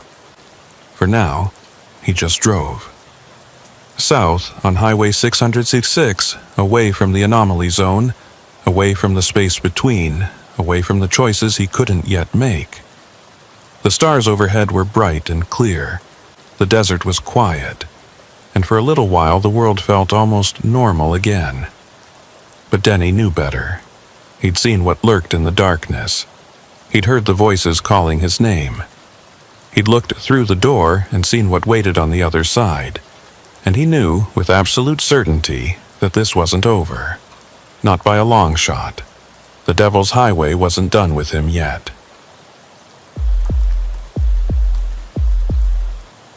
Wade Coltrane had been watching the storm build for the last hour, tracking its progress across the Arizona desert like a predator stalking prey. Dark clouds piled up on the western horizon, anvil-shaped thunderheads that rose so high they seemed to scrape against the ceiling of the sky. Lightning flickered inside them, brief flashes of white light that illuminated the clouds from within, and even from 40 miles away, Wade could see the gray curtain of rain falling beneath the storm system, obscuring everything it touched. It was the kind of storm that made veteran truckers pull over and wait it out, the kind that could flip a fully loaded rig if you were unlucky enough to catch a crosswind at the wrong moment. Wade was 48 years old and had been driving trucks for nearly 30 years, long enough to know when to push through weather and when to find a safe place to park. He'd driven through blizzards in Wyoming, dust storms in West Texas, and once, memorably, through the edge of a hurricane in Louisiana that had nearly torn the doors off his cab. But desert storms were different.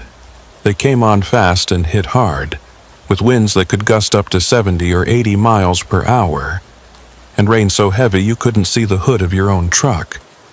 And Highway 666, the stretch of road he was currently traveling, was particularly bad during storm season.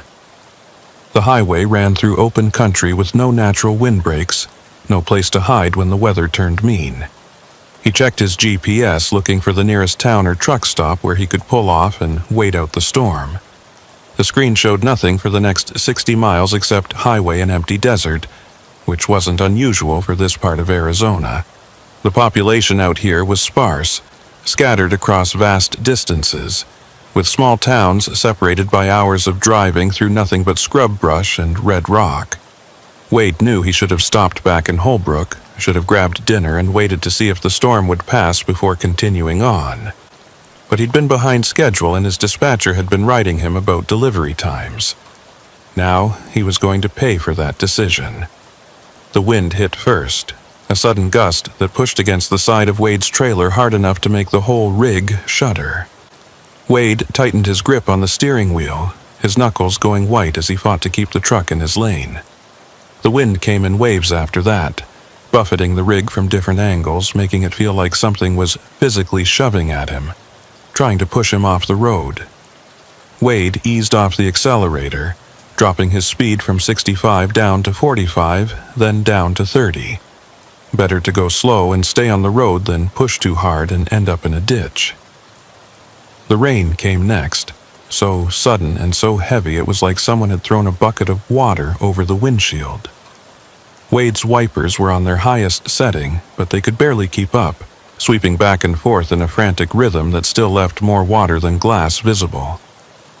The road ahead disappeared into a wall of gray, and Wade found himself driving almost blind, navigating by the faint white line at the edge of the pavement and hoping to God there was nothing stopped in his lane.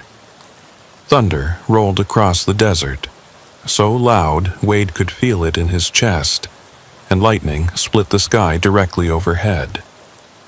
The flash was bright enough to leave after images burned into Wade's retinas, and for a moment he was completely disoriented, unsure which direction he was facing or if he was even still on the road. He pumped the brakes gently, trying to slow down without losing traction on the wet pavement, and that's when he saw it. A sign on the side of the road, illuminated briefly by another flash of lightning. It was old and weathered, the kind of sign that had been standing beside highways since the 1950s, and it read, Desert Rose Motel, 2 miles, vacancy. Wade had driven Highway 666 dozens of times over the years, and he'd never seen that sign before. Never heard of any motel called the Desert Rose in this area. But then again, visibility was terrible, and he was focused on just keeping his truck on the road, so maybe he'd missed it on previous trips. And right now, with the storm getting worse by the minute and his visibility down to almost nothing, Wade didn't much care whether he'd seen the sign before or not. He just needed to get off the highway before he lost control of the rig or ran into something he couldn't see. 2 miles later, right where the sign had promised, Wade saw lights glowing through the rain. A cluster of buildings set back from the highway, arranged in the classic L shape of an old roadside motel. There was a neon sign near the road that spelled out Desert Rose in faded pink letters, with a smaller sign below it that flickered between vacancy and no vacancy, in a rhythm that seemed almost hypnotic. Wade turned off the highway onto a gravel driveway, his tires crunching on the wet stones, and pulled into the parking lot. The motel looked like something out of another era. Single-story construction, maybe a dozen rooms total, each with its own door painted in peeling turquoise paint, and a large window covered by thick curtains. The office was at the near end of the L, identifiable by the word office painted on the door and a light that shone through the window. There were no other vehicles in the parking lot, no cars or trucks, which struck Wade as odd given that he couldn't be the only person seeking shelter from the storm. But maybe other drivers had pushed through, or maybe they'd stopped at different locations. Either way, Wade was just grateful to have found a place to park. He set his air brake and killed the engine, then sat in the cab for a moment, listening to the rain hammer against the roof and watching the lightning flash across the sky. The storm showed no signs of letting up. If anything, it was getting worse, and Wade knew he'd made the right call in pulling off the highway. He'd wait out the weather here, maybe grab a room if they had one available, and continue on in the morning when conditions were safer. Wade pulled on his rain jacket, grabbed his overnight bag and his wallet, and climbed down from the cab. The rain hit him immediately, soaking through his jeans in seconds despite the jacket. The wind was even worse, strong enough that Wade had to lean into it just to stay upright, and the sound was incredible, a roar that drowned out everything else. Wade half ran, half staggered across the parking lot toward the motel office, his boots splashing through puddles that had already formed in the low spots of the gravel. The office door was heavy, solid wood that had warped slightly with age, and Wade had to put his shoulder into it to get it open. He stumbled inside, water dripping from his clothes and hair, and stood there for a moment catching his breath and trying to wipe the rain out of his eyes. The office was warm, almost too warm. with an electric heater in the corner putting out enough heat to make the small space feel like a sauna. The walls were decorated with faded photographs of the Arizona desert in better times, and there was a desk along the back wall with an old-fashioned guest register and a bell that read "Ring for Service." Behind the desk sat a woman who might have been anywhere from 60 to 80 years old. She had steel gray hair pulled back in a tight bun, sharp features that suggested she'd been beautiful once, and eyes so pale they were almost colorless. She was wearing a cardigan sweater despite the heat, and she was watching Wade with an expression that was difficult to read. Not unfriendly exactly, but not welcoming either. More like she was studying him, trying to decide what kind of person he was and whether she wanted him staying at her motel. "Hell of a storm," Wade said, trying to break the silence. His voice came out rough, and he realized he'd been white-knuckling the steering wheel so hard for the last hour that his throat was tight with tension. The woman nodded slowly. "That it is. We don't get many like this, even out here. You're lucky you found us when you did. Another few miles and you'd have been in real trouble. I appreciate you having the lights on. I've driven this stretch of highway a dozen times and I don't remember seeing your motel before, but I'm sure glad I saw it tonight." Something flickered across the woman's face, an expression Wade couldn't quite interpret. "We've been here a long time. Since 1952, according to the sign out front, though I think it was here before that under a different name. People miss us sometimes. We're easy to overlook if you're not paying attention."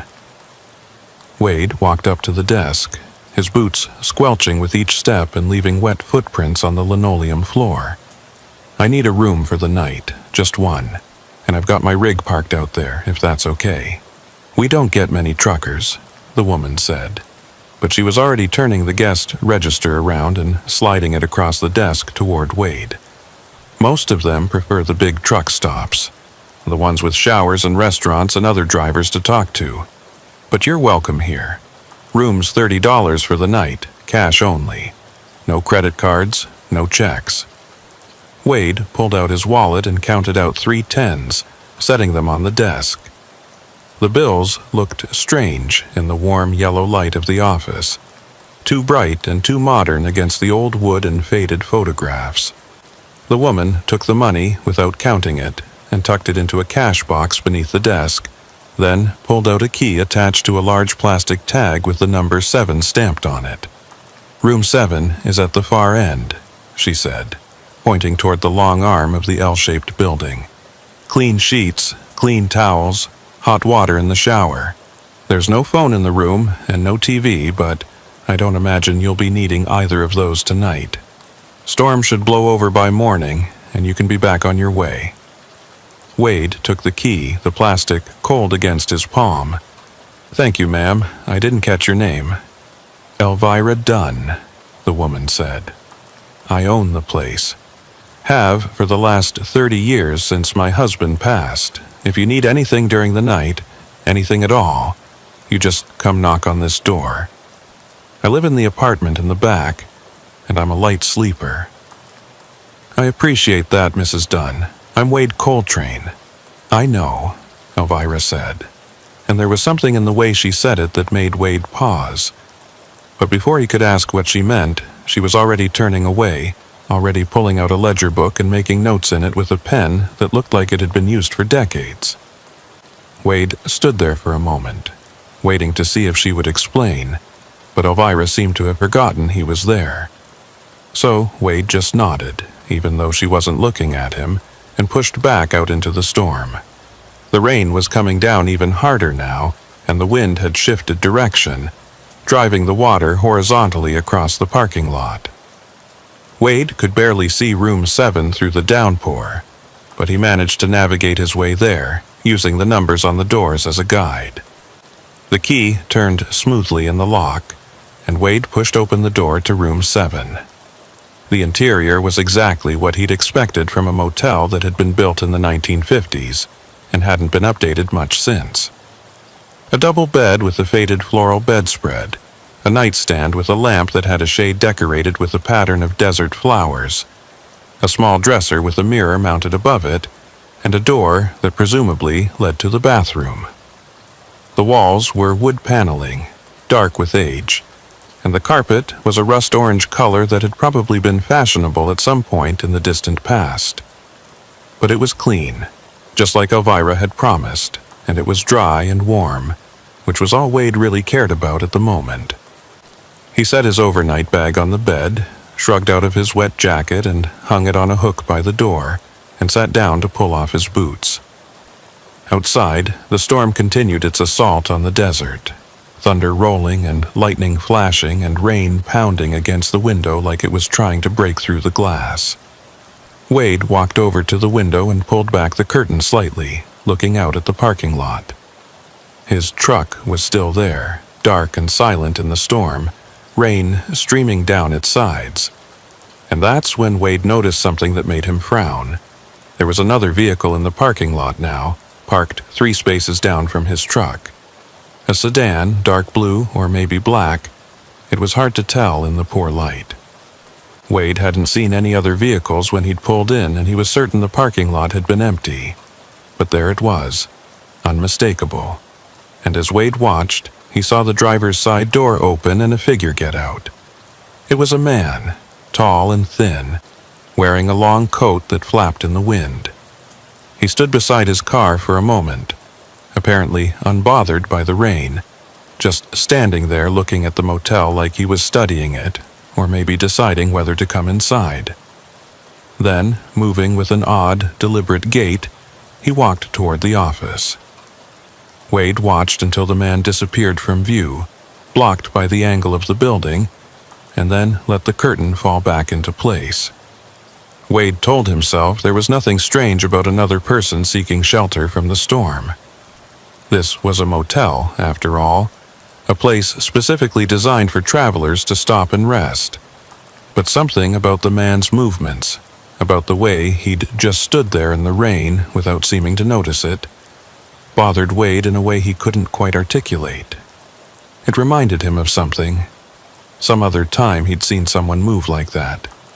But the memory was elusive, sliding away every time Wade tried to focus on it. He was probably just tired, Wade decided. Tired and on edge from fighting the storm and from the general stress of being behind schedule and worrying about delivery times.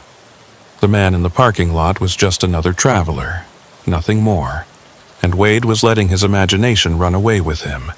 He needed sleep, needed to get out of his wet clothes and into bed and rest for a few hours before the morning came and he had to get back on the road. Wade went into the bathroom and found that it was exactly as dated as the rest of the room, with pink tile and a pedestal sink and a shower stall that looked like it had been installed sometime during the Eisenhower administration. But the water was hot, just like Elvira had promised, and Wade stood under the spray for a long time, letting the heat soak into his muscles and wash away the tension of the drive. When he finally shut off the water and stepped out, he felt almost human again, almost ready to face whatever tomorrow would bring.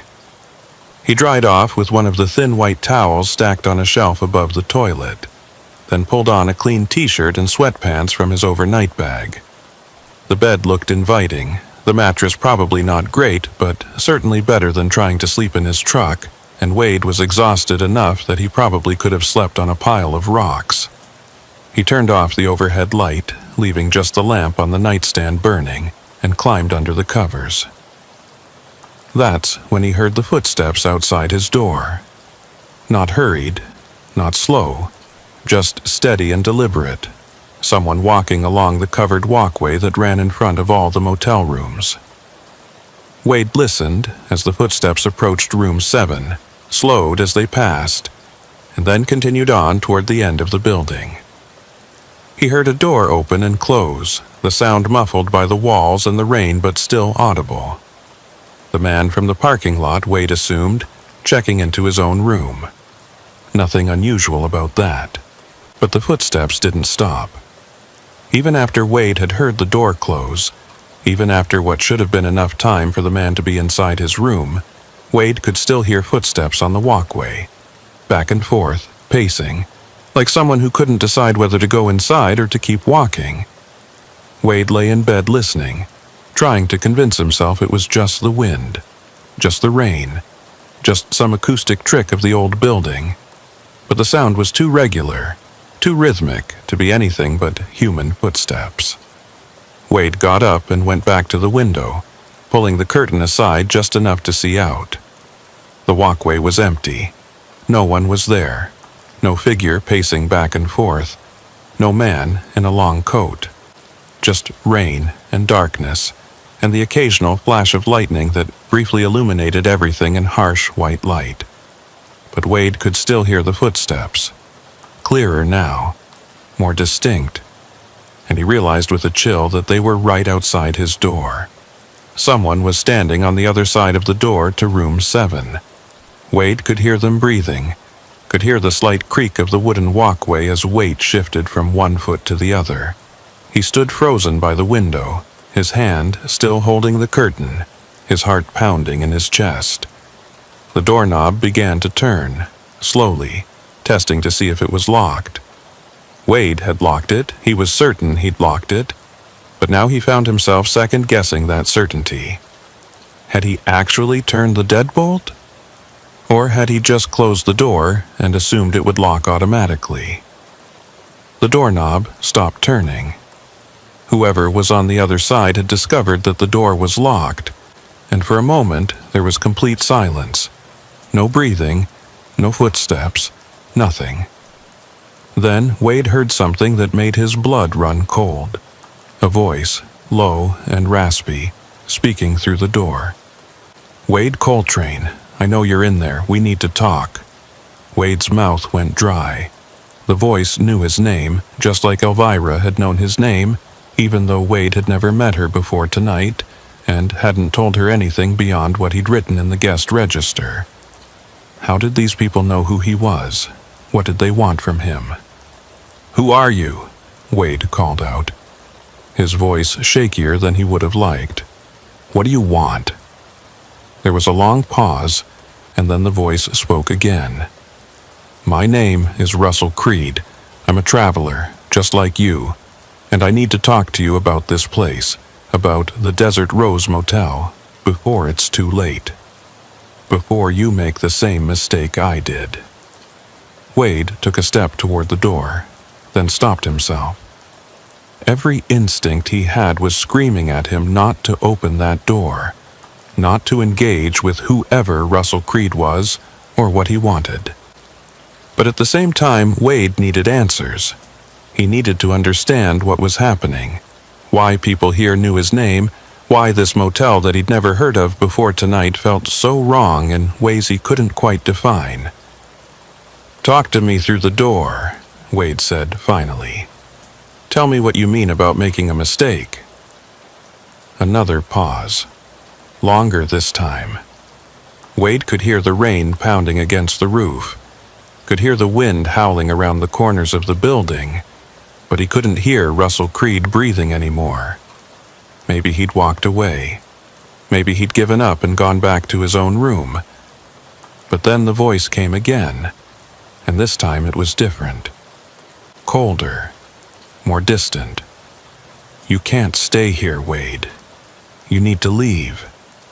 You need to get in your truck and drive away, right now, storm or no storm. Because if you stay until morning, if you're still here when the sun comes up, you won't be able to leave. None of us can leave. We're all trapped here, Wade. All of us who thought we were just stopping for the night. All of us who thought the Desert Rose was just a normal motel." Wade's hand moved to the deadbolt before he could stop himself, before he could think about what he was doing. He needed to see this person, needed to look Russell Creed in the eye and understand what he was talking about. But just as Wade's fingers touched the metal, just as he was about to turn the lock and open the door, he heard Elvira's voice from somewhere outside. "Mr. Creed, you need to go back to your room. You know the rules. No disturbing the other guests, not after dark." "She needs to know," Russell Creed shouted, his voice rising to nearly a scream. "She needs to understand what this place is, what you are." There were sounds of a struggle, footsteps scuffling on the walkway, and then everything went quiet again. Wade stood with his hand still on the deadbolt, his breath coming fast and shallow, trying to decide what to do. He could open the door, could go out there and see what had happened to Russell Creed. Or he could stay inside, could lock himself in room 7 and wait for morning and hope that everything would make sense in the light of day. Wade chose to stay inside. He turned the deadbolt, making sure it was secure, then went back to the bed and sat down on the edge of it. His hands were shaking, and he felt cold despite the warmth of the room. Something was very wrong with the Desert Rose Motel. Something that went beyond just an odd atmosphere or strange guests. Russell Creed had said they were all trapped here, that no one could leave once morning came. That was insane, impossible, the kind of thing that only happened in horror movies or bad dreams. But Wade couldn't shake the feeling that Russell Creed had been telling the truth.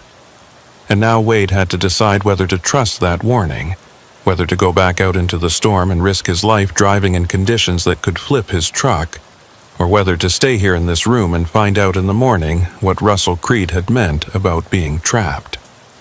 Wade looked at the door, at the deadbolt that seemed suddenly inadequate, and made his decision. He would wait until the storm let up a bit, until he could see well enough to drive safely, and then he would leave. He wouldn't wait for morning. He wouldn't take the chance that Russell Creed's warning was real. He would get out of the Desert Rose Motel while he still could. But for now, he was stuck here, at least for a few more hours, in a room that no longer felt safe, in a motel that shouldn't exist, listening to the storm rage outside and wondering what would happen when morning finally came.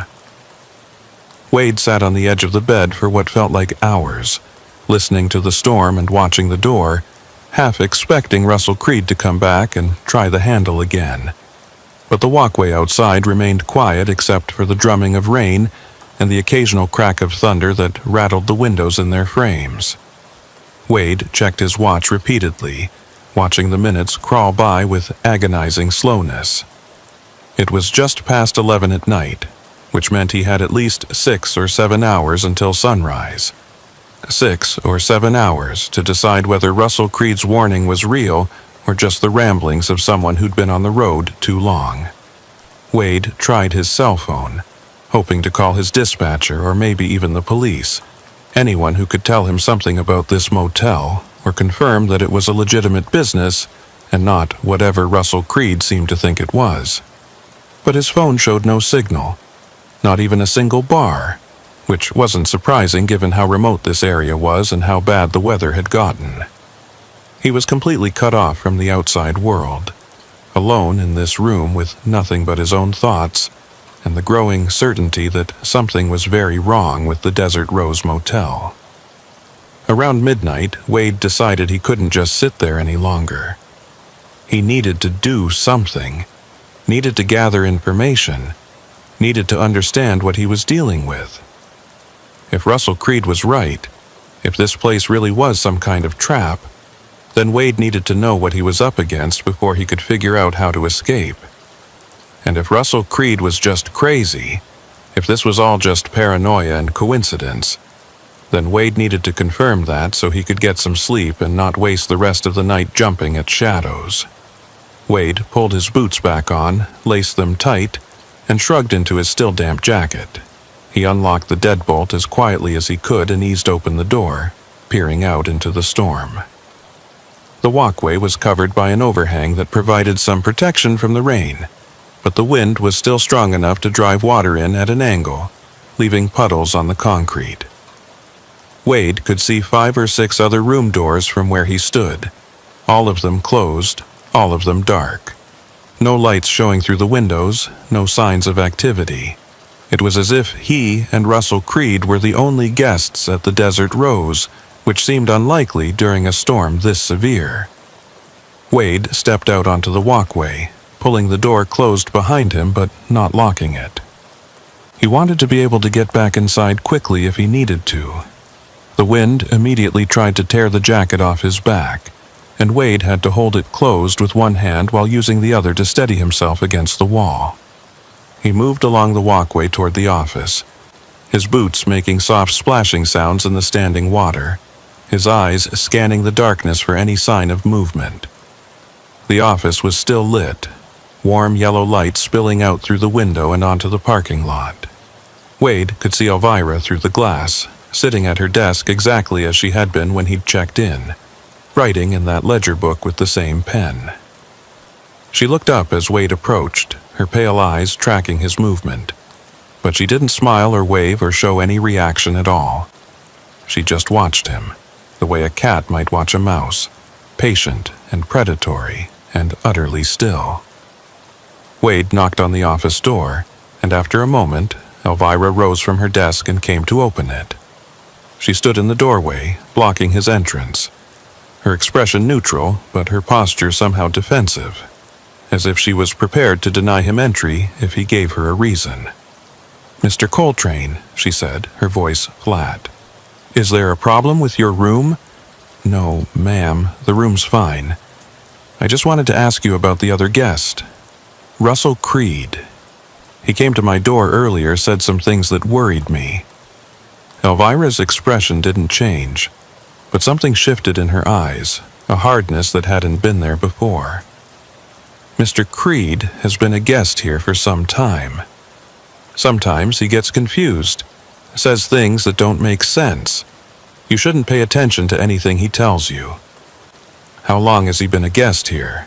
Wade asked, trying to keep his tone casual. "Days? Weeks? That's not really your concern, Mr. Coltrane. Mr. Creed's arrangements are between him and the motel. I don't discuss one guest with another. It's a matter of privacy." Wade shifted his weight, trying to see past Elvira into the office, trying to get a look at that ledger book she'd been writing in. "I'm just trying to understand what's going on. He said something about people being trapped here, about not being able to leave after morning comes. That's a pretty serious claim, and I'd like to know if there's any truth to it." Elvira's hand tightened on the doorframe, her knuckles going white. "Mr. Creed is not well. He's been under a lot of stress, and sometimes that stress manifests in paranoid delusions. There's nothing wrong with the Desert Rose Motel. It's a legitimate business that's been serving travelers for over 70 years. You're welcome to stay the night and continue on your way in the morning, or you're welcome to leave right now if you'd prefer, but I won't have you spreading rumors based on the confused ramblings of a disturbed man." There was steel in her voice now, an edge that made it clear the conversation was over. Wade knew he wasn't going to get any more information out of Elvira, at least not directly, so he nodded and stepped back, raising his hands in a gesture of surrender. "I apologize, Mrs. Dunn. I didn't mean to offend. I'm just tired and on edge from the storm. I'll go back to my room and try to get some sleep." Elvira watched him for a long moment, those pale eyes searching his face, and then she nodded. "That would be wise, Mr. Coltrane. The storm will pass by morning, and everything will seem clearer in the daylight. Things always do." She closed the door, not quite slamming it, but firmly enough to make her point, and Wade was left standing on the walkway alone. He looked at the office window and saw Elvira back at her desk, writing in that ledger again, her head bent over the pages. What was she writing? Guest information, or something else? Wade decided to take a different route back to his room. Instead of retracing his steps along the walkway, he cut across the parking lot using the storm as cover, moving between the few parked vehicles. His truck was still there, untouched, water streaming down its sides. The dark sedan was there too, and as Wade passed it, he tried the door handle, found it locked, and peered through the rain-streaked windows. The interior was empty, except for a road atlas on the passenger seat and what looked like a duffel bag in the back. Nothing unusual. Nothing that would tell him who Russell Creed really was or why he was here. Wade continued around the L-shaped building, counting the room numbers as he went. Room 1, Room 2, Room 3, all dark, all silent.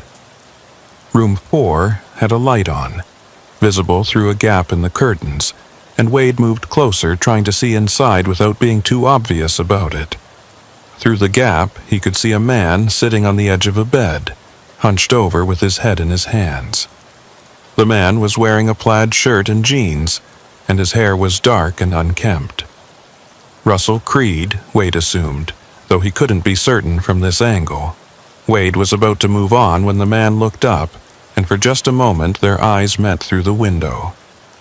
Russell Creed's face was gaunt, almost skeletal, with hollow cheeks and dark circles under his eyes that made him look like he hadn't slept in weeks. But it was the expression on his face that made Wade's breath catch in his throat. Pure terror. Absolute, soul-deep fear. The kind of expression you saw on people who'd witnessed something so horrible their minds couldn't process it. Russell Creed mouthed something, his lips moving in an exaggerated way so Wade could read them through the glass. "Get out, now, before she comes back." Before Wade could respond, before he could knock on the window or try to communicate back, the light in room 4 went out, just clicked off, plunging the room into darkness, and Wade could no longer see Russell Creed or anything else inside. He stood there in the rain for a moment, his heart pounding, trying to decide what to do. Should he knock on the door? Try to force his way inside and talk to Russell face to face? Or should he take the man's advice and get the hell out of the Desert Rose while he still could? Wade chose a middle path. He would check the rest of the motel, see if there were any other guests, any other vehicles, anything that would help him understand what was happening here. Then he would make his decision about whether to stay or go. He continued his circuit around the building, past room 5, which was dark, past room 6, which was also dark, until he reached room 7, his own room.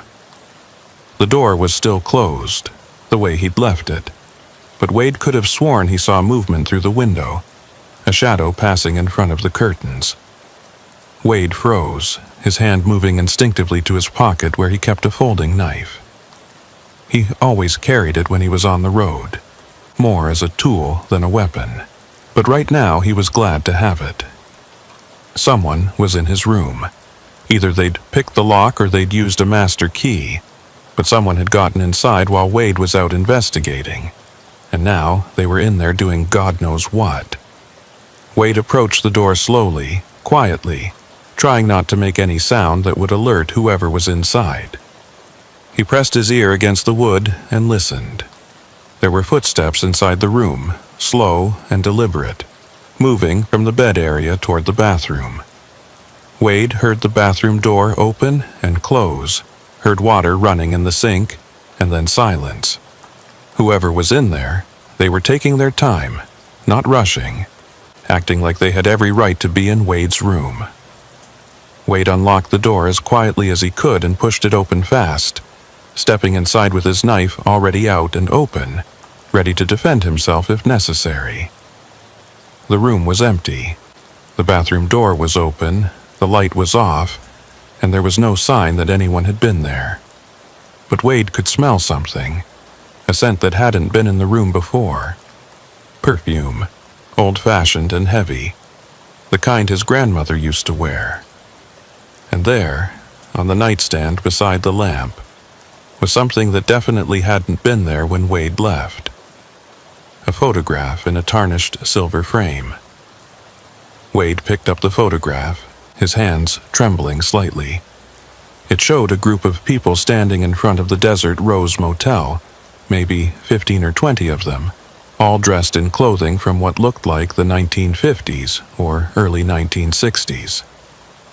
The women wore dresses with full skirts and the men wore suits with thin ties, and they were all smiling at the camera like they were at some kind of celebration. In the center of the group stood a younger version of Elvira Dunn, her hair dark instead of gray, her face unlined and beautiful. She was holding hands with a man who must have been her husband, and they both looked radiantly happy. But it was the other people in the photograph that made Wade's blood run cold. because standing just behind Elvira, slightly out of focus but still clearly visible, was Russell Creed. He was wearing the same plaid shirt Wade had just seen him in through the window of room 4, and he had the same gaunt, terrified expression on his face. And scattered throughout the group, mixed in among the smiling people in their vintage clothes, were other figures who looked wrong somehow, out of place, their faces slightly blurred like they'd moved while the camera shutter was open. Wade set the photograph back down on the nightstand and took a step back. This didn't make sense. If the photograph was from the 1950s or 1960s, then Russell Creed would have to be in his 70s or 80s by now, not the middle-aged man Wade had seen through the window. Unless the photograph wasn't as old as it looked, unless it had been staged, dressed up to look vintage. But why would anyone do that? What possible reason could there be? Wade heard footsteps outside again, multiple sets this time, moving along the walkway in formation like soldiers marching. He went to the window and looked out, and what he saw made him question his own sanity. There were people on the walkway, at least a dozen of them, all dressed in clothing from different eras. Some wore styles from the 1950s, others from the 1970s or 1980s, and a few wore modern clothes like jeans and t-shirts. They were walking in a line, one behind the other, their movements synchronized and mechanical, like puppets being controlled by the same strings. At the front of the line was Elvira Dunn, and she was no longer wearing the cardigan sweater she'd had on in the office. Now she was dressed in a white gown that looked like something from a much earlier era, maybe the 1920s or 1930s, long and flowing and decorated with intricate embroidery. Her hair was down, hanging loose around her shoulders, and in the light from the storm Wade could see that it wasn't gray anymore. It was dark, jet black, and it moved in the wind like it was alive. The line of people walked past Wade's window, none of them looking in his direction, all of them staring straight ahead with blank, emotionless faces. Wade recognized Russell Creed among them, walking near the end of the line, his lips still moving in that same desperate plea. "Get out! Get out! Get out!" Wade backed away from the window, his mind racing. This wasn't natural. This wasn't normal. Whatever the Desert Rose Motel was, it wasn't just a roadside motel. It was something else, something wrong, something that existed outside the normal rules of reality. And Wade was trapped here until the storm passed, trapped with Elvira and Russell Creed and all these other people who shouldn't exist, who couldn't exist. He needed to leave. Right now. Storm or no storm, visibility or no visibility, Wade needed to get in his truck and drive away from this place as fast as he could. He grabbed his overnight bag, threw his few belongings into it, and moved toward the door. But before he could open it, before he could step out onto the walkway, he heard Elvira's voice. Not from outside, but from inside the room, speaking directly into his ear, even though he could see she wasn't there. "You can't leave yet, Mr. Coltrane. The storm hasn't passed. You're not ready to leave. None of them were ready when they tried to leave. That's why they're still here. That's why they'll always be here." Wade spun around, looking for the source of the voice, but the room was empty. Just him and the bed and the photograph on the nightstand. He grabbed the photograph and looked at it again, and this time he noticed something he'd missed before.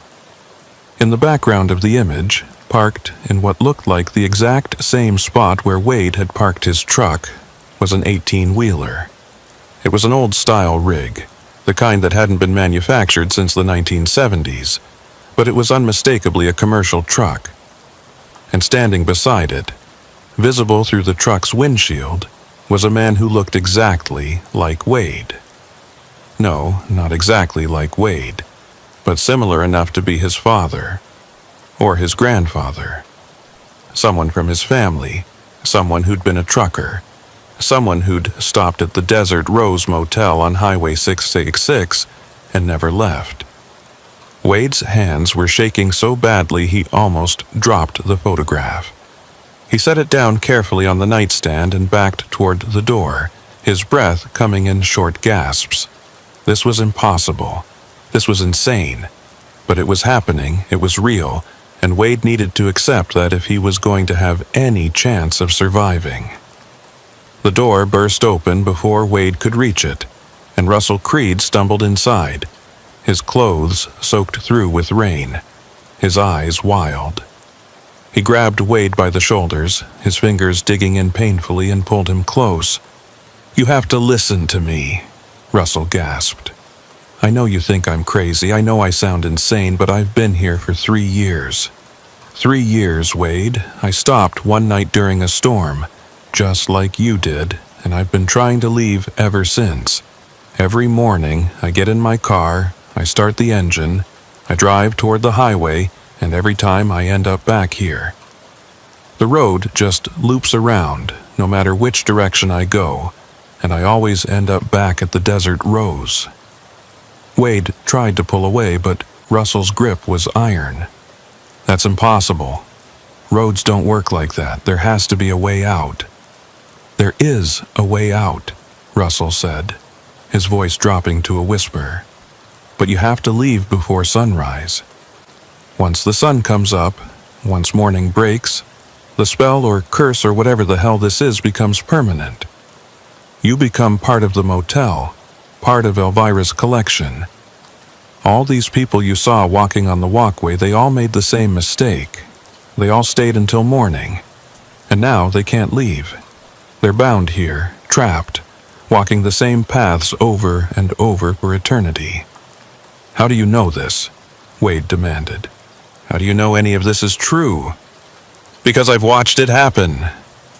Russell released Wade and stumbled backward, his hands going to his head.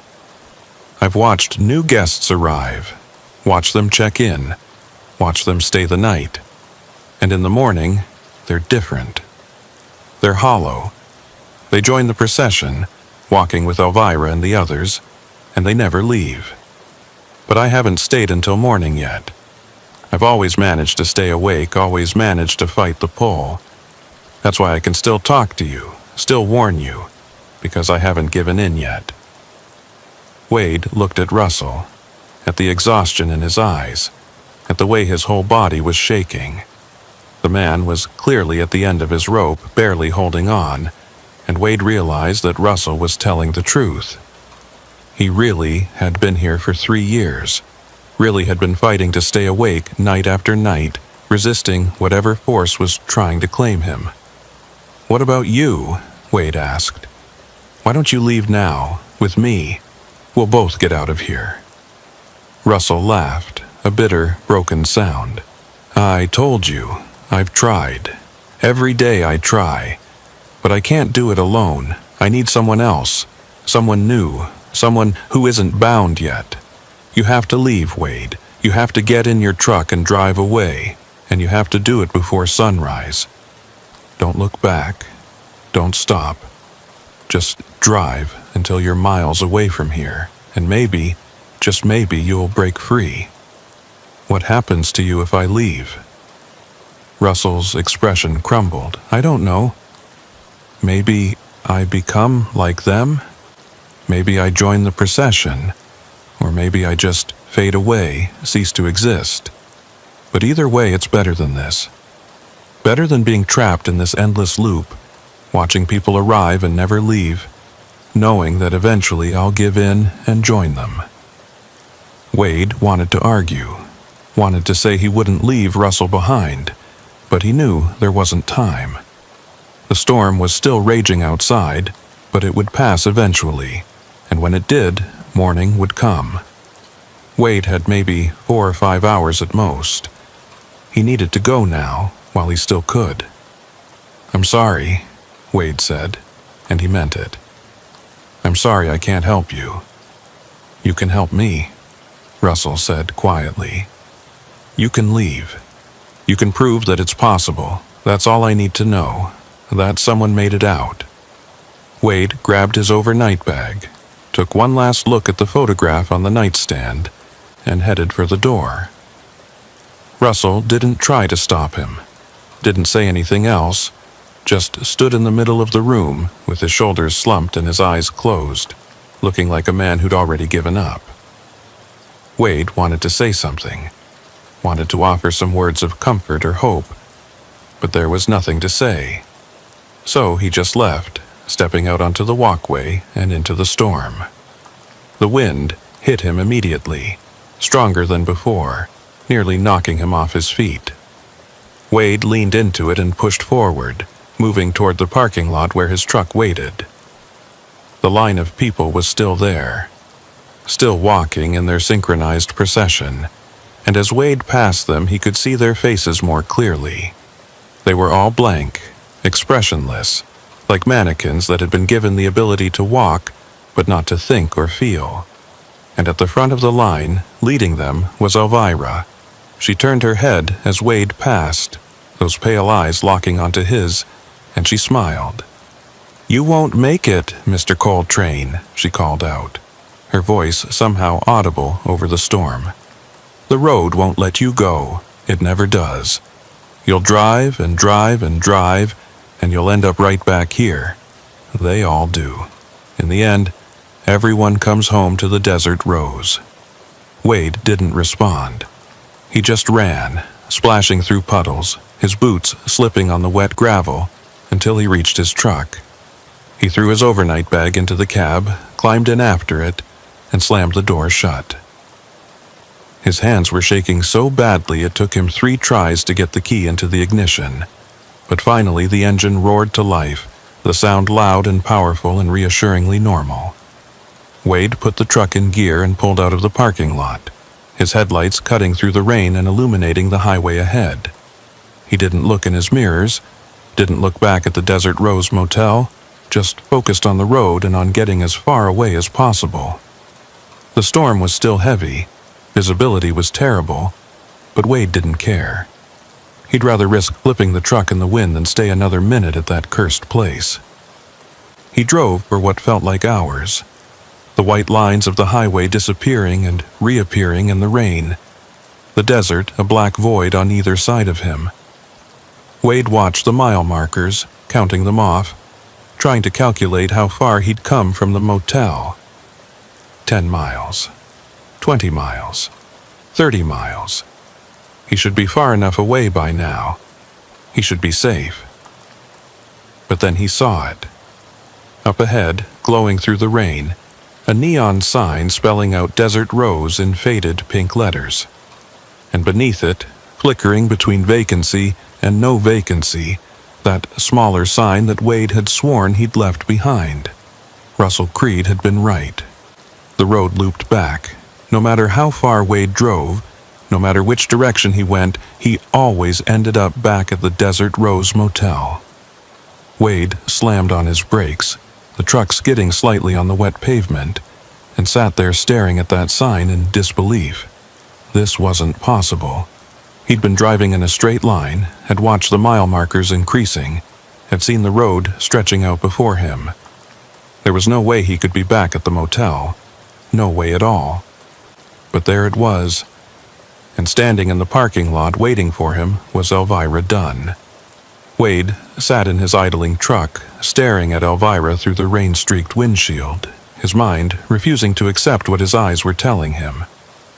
He'd driven for at least 40 minutes in a straight line, had watched the mile markers click past, had felt every bump and curve of the highway beneath his tires.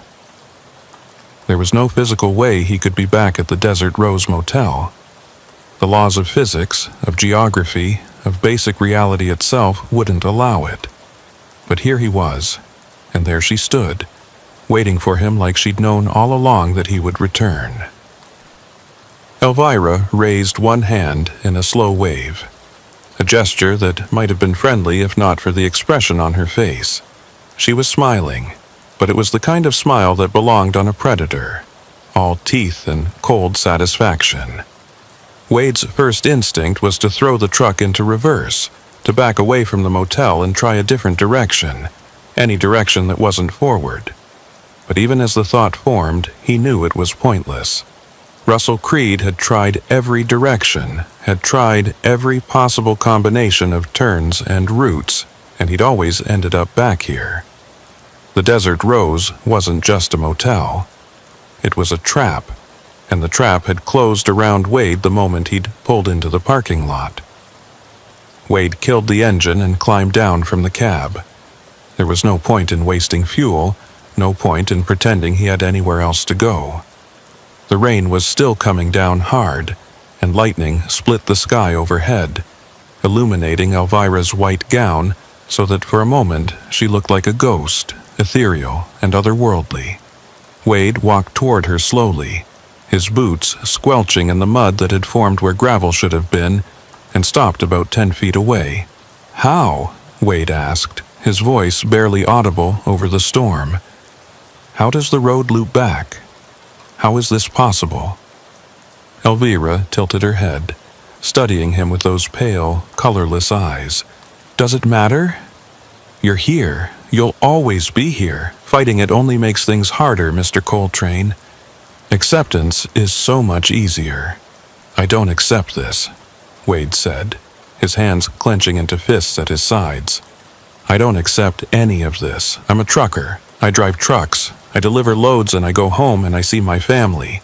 That's my life. That's reality. Not this. Not whatever twisted nightmare you've created here." "Created?" Elvira laughed, a sound like wind chimes made of bone. "I didn't create anything, Mr. Coltrane. The Desert Rose has always been here, long before I arrived, long before my husband bought this property in 1952 and thought he could make something of it. This place, this stretch of Highway 6666, it exists in the spaces between. It's a crossroads, a junction point where different roads and different times all converge. And once you stop here, once you accept its hospitality, you become part of it, part of the pattern." Wade took a step back, his mind racing. Different times converging. That would explain the photograph, explain why Russell Creed could be in an image from the 1950s and still be here now, barely aged. It would explain the procession of people in clothes from different eras, all of them trapped in the same endless loop. But understanding it didn't help Wade escape it. "Russell Creed said I have until sunrise," Wade said. "He said if I can get away before morning, I won't be bound here. Is that true?" Elvira's smile widened. "Mr. Creed has been here longer than most. He's learned some of the rules, figured out some of the patterns. Yes, sunrise is significant. Once dawn breaks over the Desert Rose, once you've spent a full night under its roof, the binding becomes permanent. You become part of the motel, part of me, part of everything that waits here in the between spaces. But you've already tried to leave, Mr. Coltrane. You've already discovered that the road won't let you go. So what makes you think you can escape before sunrise?" Wade didn't have an answer for that. He'd tried driving away and ended up right back here. If the road itself was part of the trap, if every direction led back to the Desert Rose, then what options did he have? He could try going off-road, driving across the open desert, but his truck wasn't equipped for that kind of terrain, and he'd probably just get stuck or damage his rig. He could try walking, but on foot in a storm like this, he wouldn't make it more than a few miles before exhaustion or exposure got him. Every option seemed designed to fail, designed to keep him here until morning came and the trap closed permanently. "There has to be a way," Wade said, more to himself than to Elvira. "There has to be something I can do." "There is," Elvira said softly. "You can stop fighting. You can come inside, go back to your room, and rest. When morning comes, you'll join the others, and you'll finally understand what the Desert Rose really is. You'll understand why people stay here, why they walk the paths I set for them, why they serve the motel. It's not a curse, Mr. Coltrane. It's a purpose. It's belonging to something larger than yourself." "It's prison," Wade said. "You're keeping people prisoner here against their will." "Am I?" Elvira spread her arms. gesturing at the motel, at the storm, at everything around them. "Look at them, Mr. Coltrane. Look at the guests who walk these paths. Do they look unhappy to you? Do they look like they're suffering?" Wade thought about the blank faces he'd seen, the expressionless procession moving in mechanical synchronization. They hadn't looked unhappy, but they hadn't looked happy either. They'd looked empty, hollow, like someone had scooped out everything that made them human and left only the shell behind. That wasn't peace, that wasn't contentment, that was erasure. "Where's Russell?" Wade asked, changing tactics. "What happened to him after I left my room?" "Mr. Creed is resting," Elvira said. "He's been fighting for so long, resisting for so long. Tonight, I think he'll finally give in. Tonight, I think he'll finally accept his place here. I want to see him." "Why? So he can fill your head with more desperate schemes? So he can convince you there's still hope when there isn't. Mr. Creed has been here for 3 years, and in all that time he hasn't managed to leave. What makes you think you'll succeed where he's failed?" "Because I have to," Wade said simply. "Because I have a life out there. People who depend on me. Places I need to be. I can't just disappear. I won't." Elvira studied him for a long moment, and something shifted in her expression.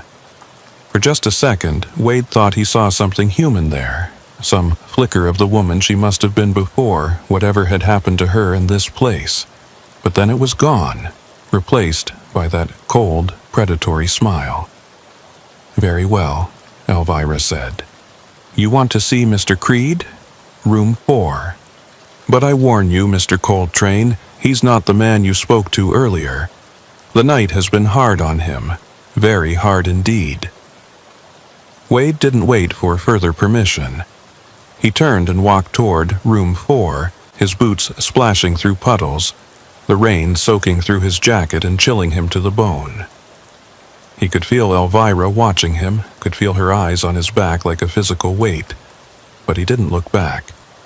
He just kept walking until he reached Room 4 and pounded on the door. "Russell! Russell Creed! Open up! It's Wade!" There was no answer. Wade tried the door handle and found it unlocked. He pushed it open and stepped inside, and what he saw made his stomach turn. The room was identical to his own. Same furniture, same layout, same faded floral bedspread.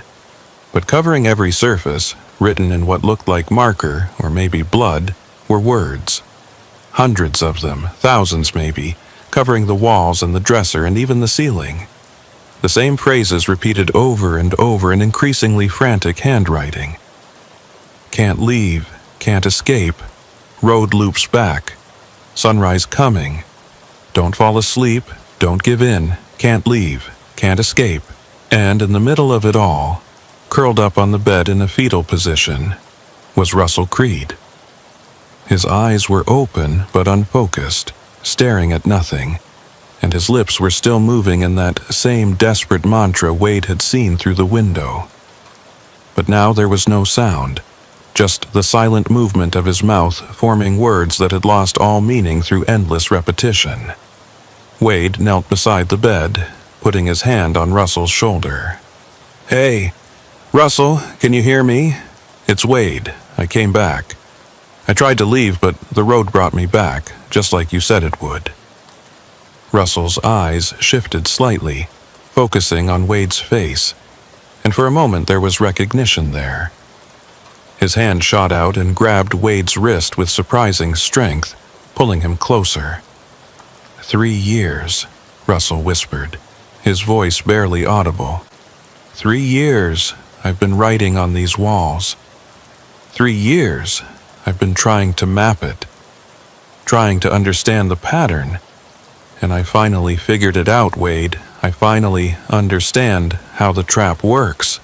"Tell me," Wade urged. "Tell me how to break it." Russell's grip tightened painfully. "You can't break it, not from inside. The desert rose exists in a pocket, a fold in space and time. Every road that leads away from here just curves back into itself, like a Mobius strip. You drive forward, but you're actually driving in a circle so tight you can't perceive the curve.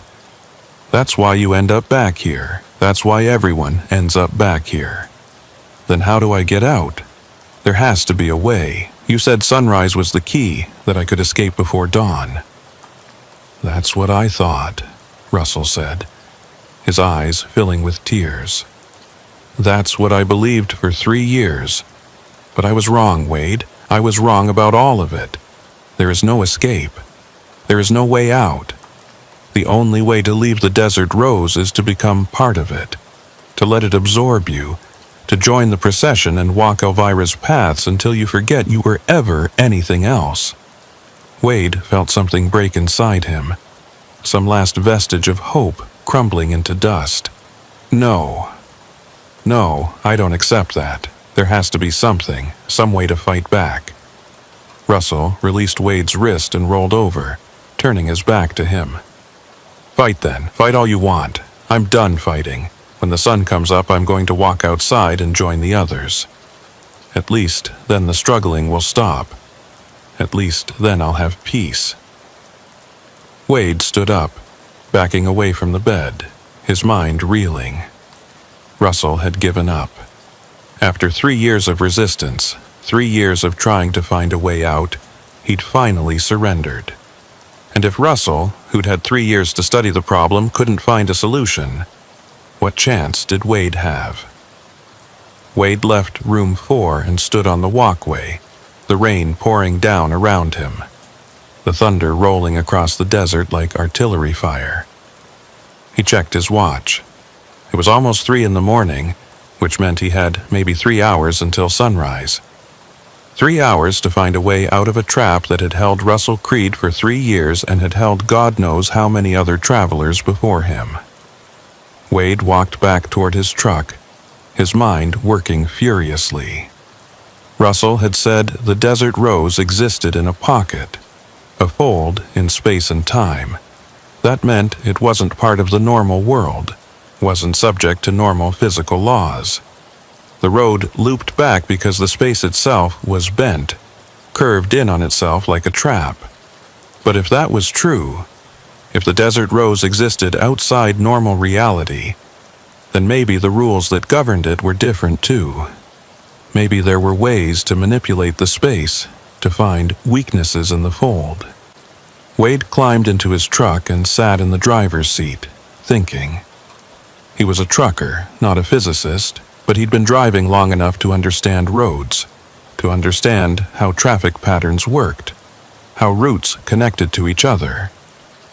And if the desert rose was a junction point, a place where different roads and different times converged, then maybe there were multiple entry points, multiple ways in.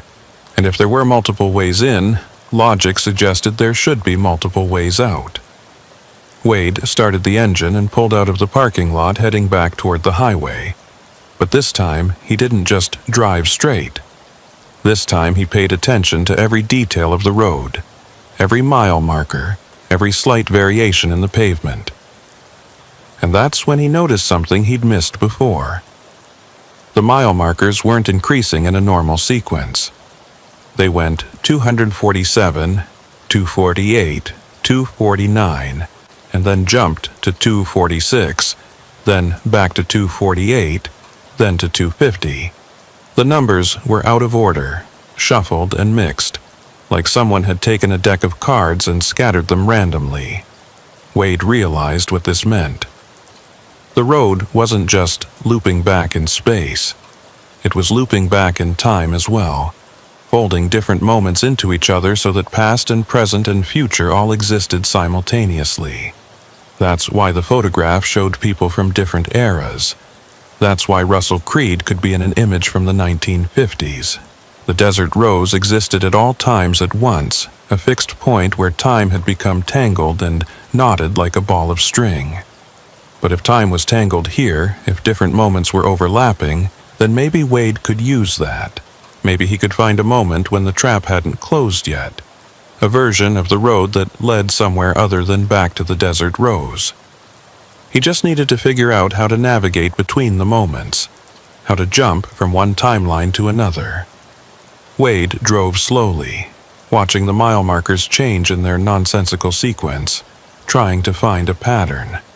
247, 248, 246, 249, 247, 250, 248. There had to be logic to it. Some underlying structure that would tell him which markers corresponded to which moments in time. And then he saw it. The markers that decreased were older, represented earlier times, while the markers that increased were newer. And if he could string together a sequence that only increased, that only moved forward in time, he might be able to break out of the loop. Wade started making mental notes. When the marker changed from 248 to 249, he took note of exactly how fast he was going, exactly what the road looked like, exactly where the lightning was flashing in the sky. When it jumped to 250, he did the same. And slowly, painfully, he began to piece together the pattern. The road that led forward in time appeared when his speed was above 45 miles per hour, when the rain was heaviest, when the lightning was most frequent. It was the road that existed during the storm, during the chaos, during the moment when reality was most unstable. Wade pressed down on the accelerator, pushing his speed up past 50, past 60, watching the mile markers flash by. 249, 250, 251, 252. They were increasing now, moving forward, and Wade felt a surge of hope. He was doing it. He was following the path that led out of the temporal loop, the version of Highway 606 that existed in a single coherent timeline. But then he saw the lights behind him. 2 headlights, bright and steady, gaining on him fast. Wade looked in his side mirror and his blood ran cold. It was the procession. All of them, dozens of vehicles from different eras, all driving in formation, all chasing him. At the front was a 1950s sedan, and behind it a 1970s pickup truck, and behind that a modern SUV. And leading them all, visible through the rain-streaked windshield of the sedan, was Elvira Dunn. The vehicles were matching his speed effortlessly, staying right on his bumper no matter how fast he went. Wade pushed the accelerator to the floor, his truck roaring as it reached 70 miles per hour. Far too fast for these conditions. But he didn't care. He just needed to stay ahead, needed to keep following the forward-moving mile markers until he broke free of the Desert Rose's influence. His CB radio crackled to life, even though Wade hadn't turned it on. Elvira's voice came through, distorted by static but still clear enough to understand. "You can't outrun us, Mr. Coltrane. We're part of the road itself. We exist in all times simultaneously. There is no version of Highway 606 that doesn't include the Desert Rose. There is no escape." Wade grabbed the CB mic and keyed it, his voice coming out as a roar. "Watch me!" The mile markers were still increasing. 253, 254, 255. Wade was getting farther from the motel with each passing second, and the vehicles behind him weren't getting any closer. Maybe Elvira was wrong. Maybe there was a version of the road that existed beyond her reach. Maybe if Wade could just keep going fast enough, far enough, he could break free. The storm was reaching its peak now, the wind so strong it was pushing Wade's truck toward the shoulder. The rain so heavy his wipers couldn't keep up.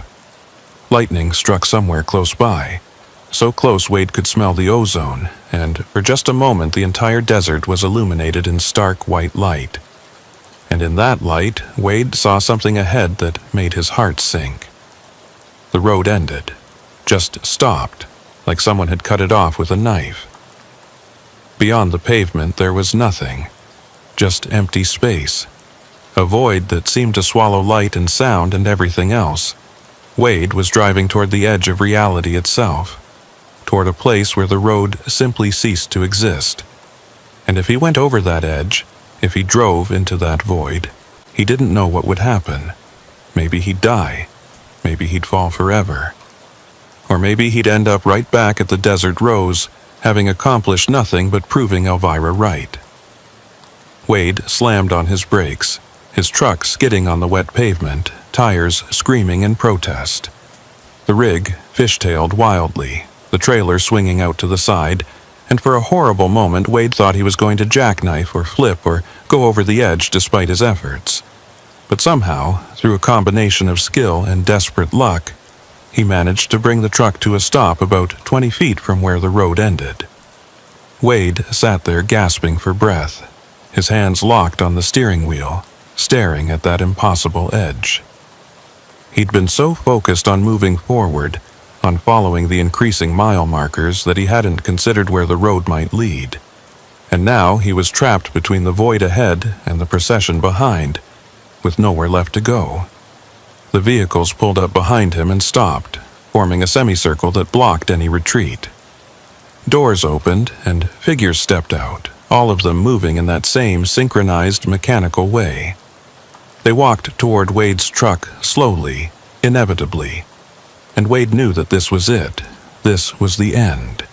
He'd tried to escape, had come closer than Russell Creed ever had, but ultimately the trap was too perfect, too complete. There was no way out of the Desert Rose Motel. Elvira walked up to the driver's side door and looked up at Wade through the window. Her expression was triumphant but also sad, like a parent disappointed in a child who'd misbehaved. "You tried, Mr. Coltrane, I'll give you that. You tried harder than most.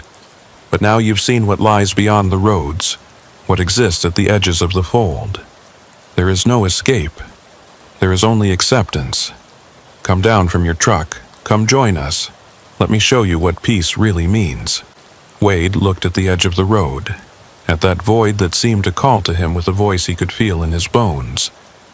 He thought about Russell Creed, about how he'd given up after 3 years of fighting, about how he was going to join the procession when morning came. Wade thought about his own family, about the life he'd left behind, about everything he'd lose if he stepped down from this truck and let Elvira claim him. And then Wade had an idea, a desperate, insane idea that probably wouldn't work, but was the only option he had left. If the Desert Rose existed in a fold in space and time, if it was a pocket dimension held together by some kind of binding force, then what would happen if Wade disrupted that binding? What would happen if he damaged the structure of the fold itself? The void at the edge of the road wasn't nothing. It was the boundary where the Desert Rose's influence ended, where the pocket dimension gave way to normal reality. And if Wade could somehow bridge that gap, if he could force a connection between the folded space and the normal world beyond, he might be able to break the loop entirely. Wade looked at his truck, at the 80,000 pounds of steel and cargo he was hauling. It was a weapon, if he chose to use it that way, a battering ram that could smash through almost anything if he built up enough speed and momentum. And if he aimed it at that edge, if he drove straight toward that void at full speed, the impact might be enough to tear open the fold, to create a rupture that would allow him to escape. Of course, it might also kill him. Probably would kill him. But Wade was out of options, and dying in a crash seemed preferable to spending eternity as one of Elvira's hollow puppets, walking the same paths forever in mindless obedience. Wade started the engine, which had died when he'd hit the brakes. Elvira heard it and her expression changed, understanding dawning in those pale eyes. "Don't," she said, her voice sharp with alarm. "Don't do what you're thinking. You'll destroy everything. You'll collapse the fold and everyone inside it will be lost.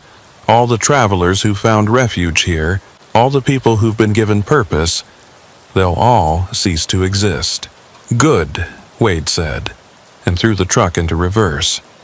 He backed up as far as he could, giving himself maximum distance for acceleration, then shifted into drive and pressed the accelerator to the floor. The truck surged forward, building speed rapidly, and the figures scattered to get out of his way. Elvira was screaming something, her voice lost in the roar of the engine and the howl of the storm. But Wade wasn't listening anymore. He was focused entirely on that edge, on that void, on the moment of impact that would either kill him or set him free. The truck hit the edge doing 70 miles per hour, and everything exploded.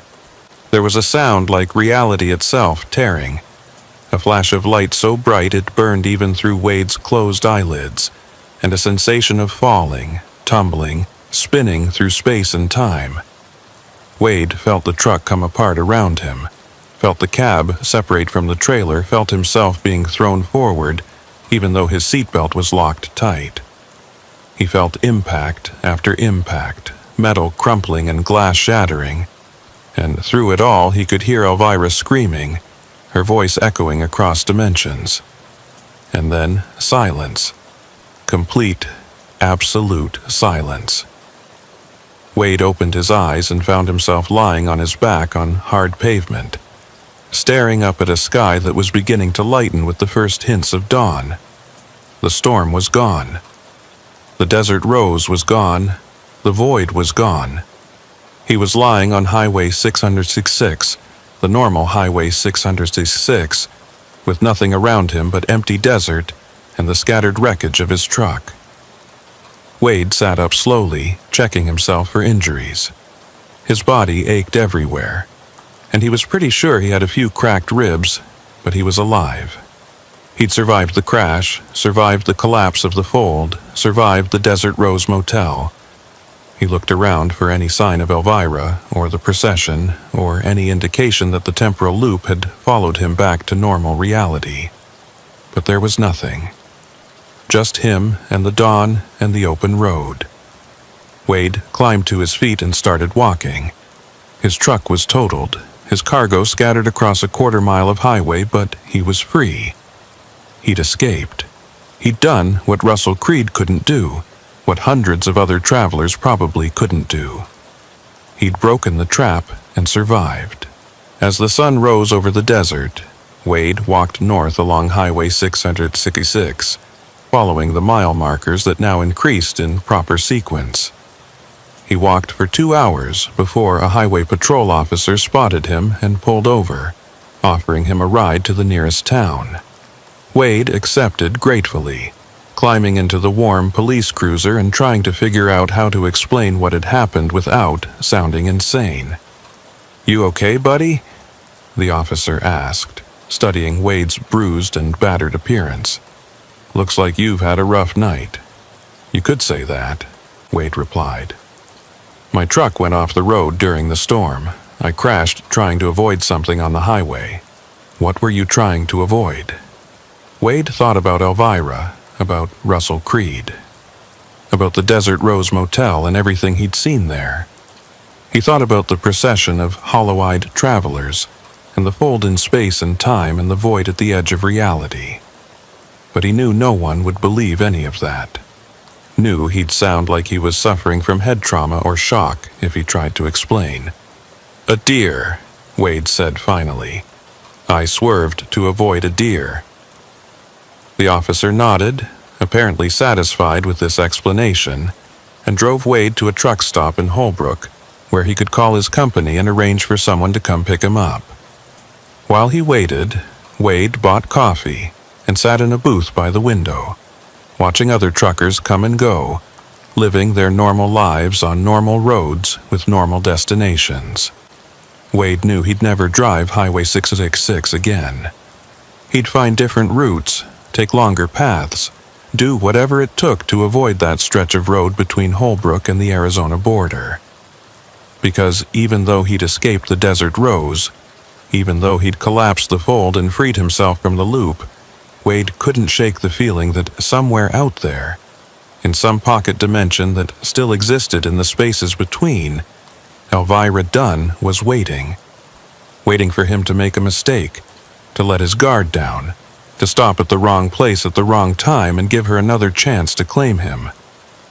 And Wade thought about Russell Creed, about whether he'd been freed when the fold collapsed or if he'd been erased along with the Desert Rose. Wade hoped it was the former. Hoped that Russell was out there somewhere living a normal life and finally getting the rest he'd been denied for 3 years. But Wade suspected it was the latter, suspected that Russell and all the other trapped travelers had ceased to exist when Wade destroyed their prison. Wade would have to live with that guilt, would have to accept that his freedom had come at the cost of everyone else's existence. It was a price he hadn't wanted to pay, but it had been the only way out. And in the end, Wade had chosen his own survival over theirs, had chosen to collapse the fold and risk destroying everyone inside it rather than join them in eternal captivity. As Wade sat in that truck stop booth, drinking his coffee and watching the sunrise paint the desert in shades of gold and orange, he wondered if he'd made the right choice. He wondered if Russell would have wanted Wade to save him that way, by erasing him from existence. He wondered if the other travelers, the ones in the procession with their blank faces and hollow eyes, had been better off trapped in the desert rose than they would have been scattered across time and space when the fold collapsed. But Wade would never know the answers to those questions. All he knew was that he'd survived, that he'd escaped, and that every night for the rest of his life he'd dream about a motel that shouldn't exist, and a woman in a white gown who smiled with too many teeth. Highway 606 still exists, still cuts through the Arizona desert, still carries truckers and travelers from one place to another. But sometimes, late at night when the storms roll in, drivers report seeing lights in the distance that don't correspond to any town or truck stop on the maps. They report seeing a neon sign that spells out Desert Rose, flickering between vacancy and no vacancy. And some of them, exhausted and desperate for shelter, pull off the highway and follow those lights. They're never seen again. Wade Coltrane knows this because he tracks the reports, monitors the forums where truckers share their stories, watches for any mention of the Desert Rose.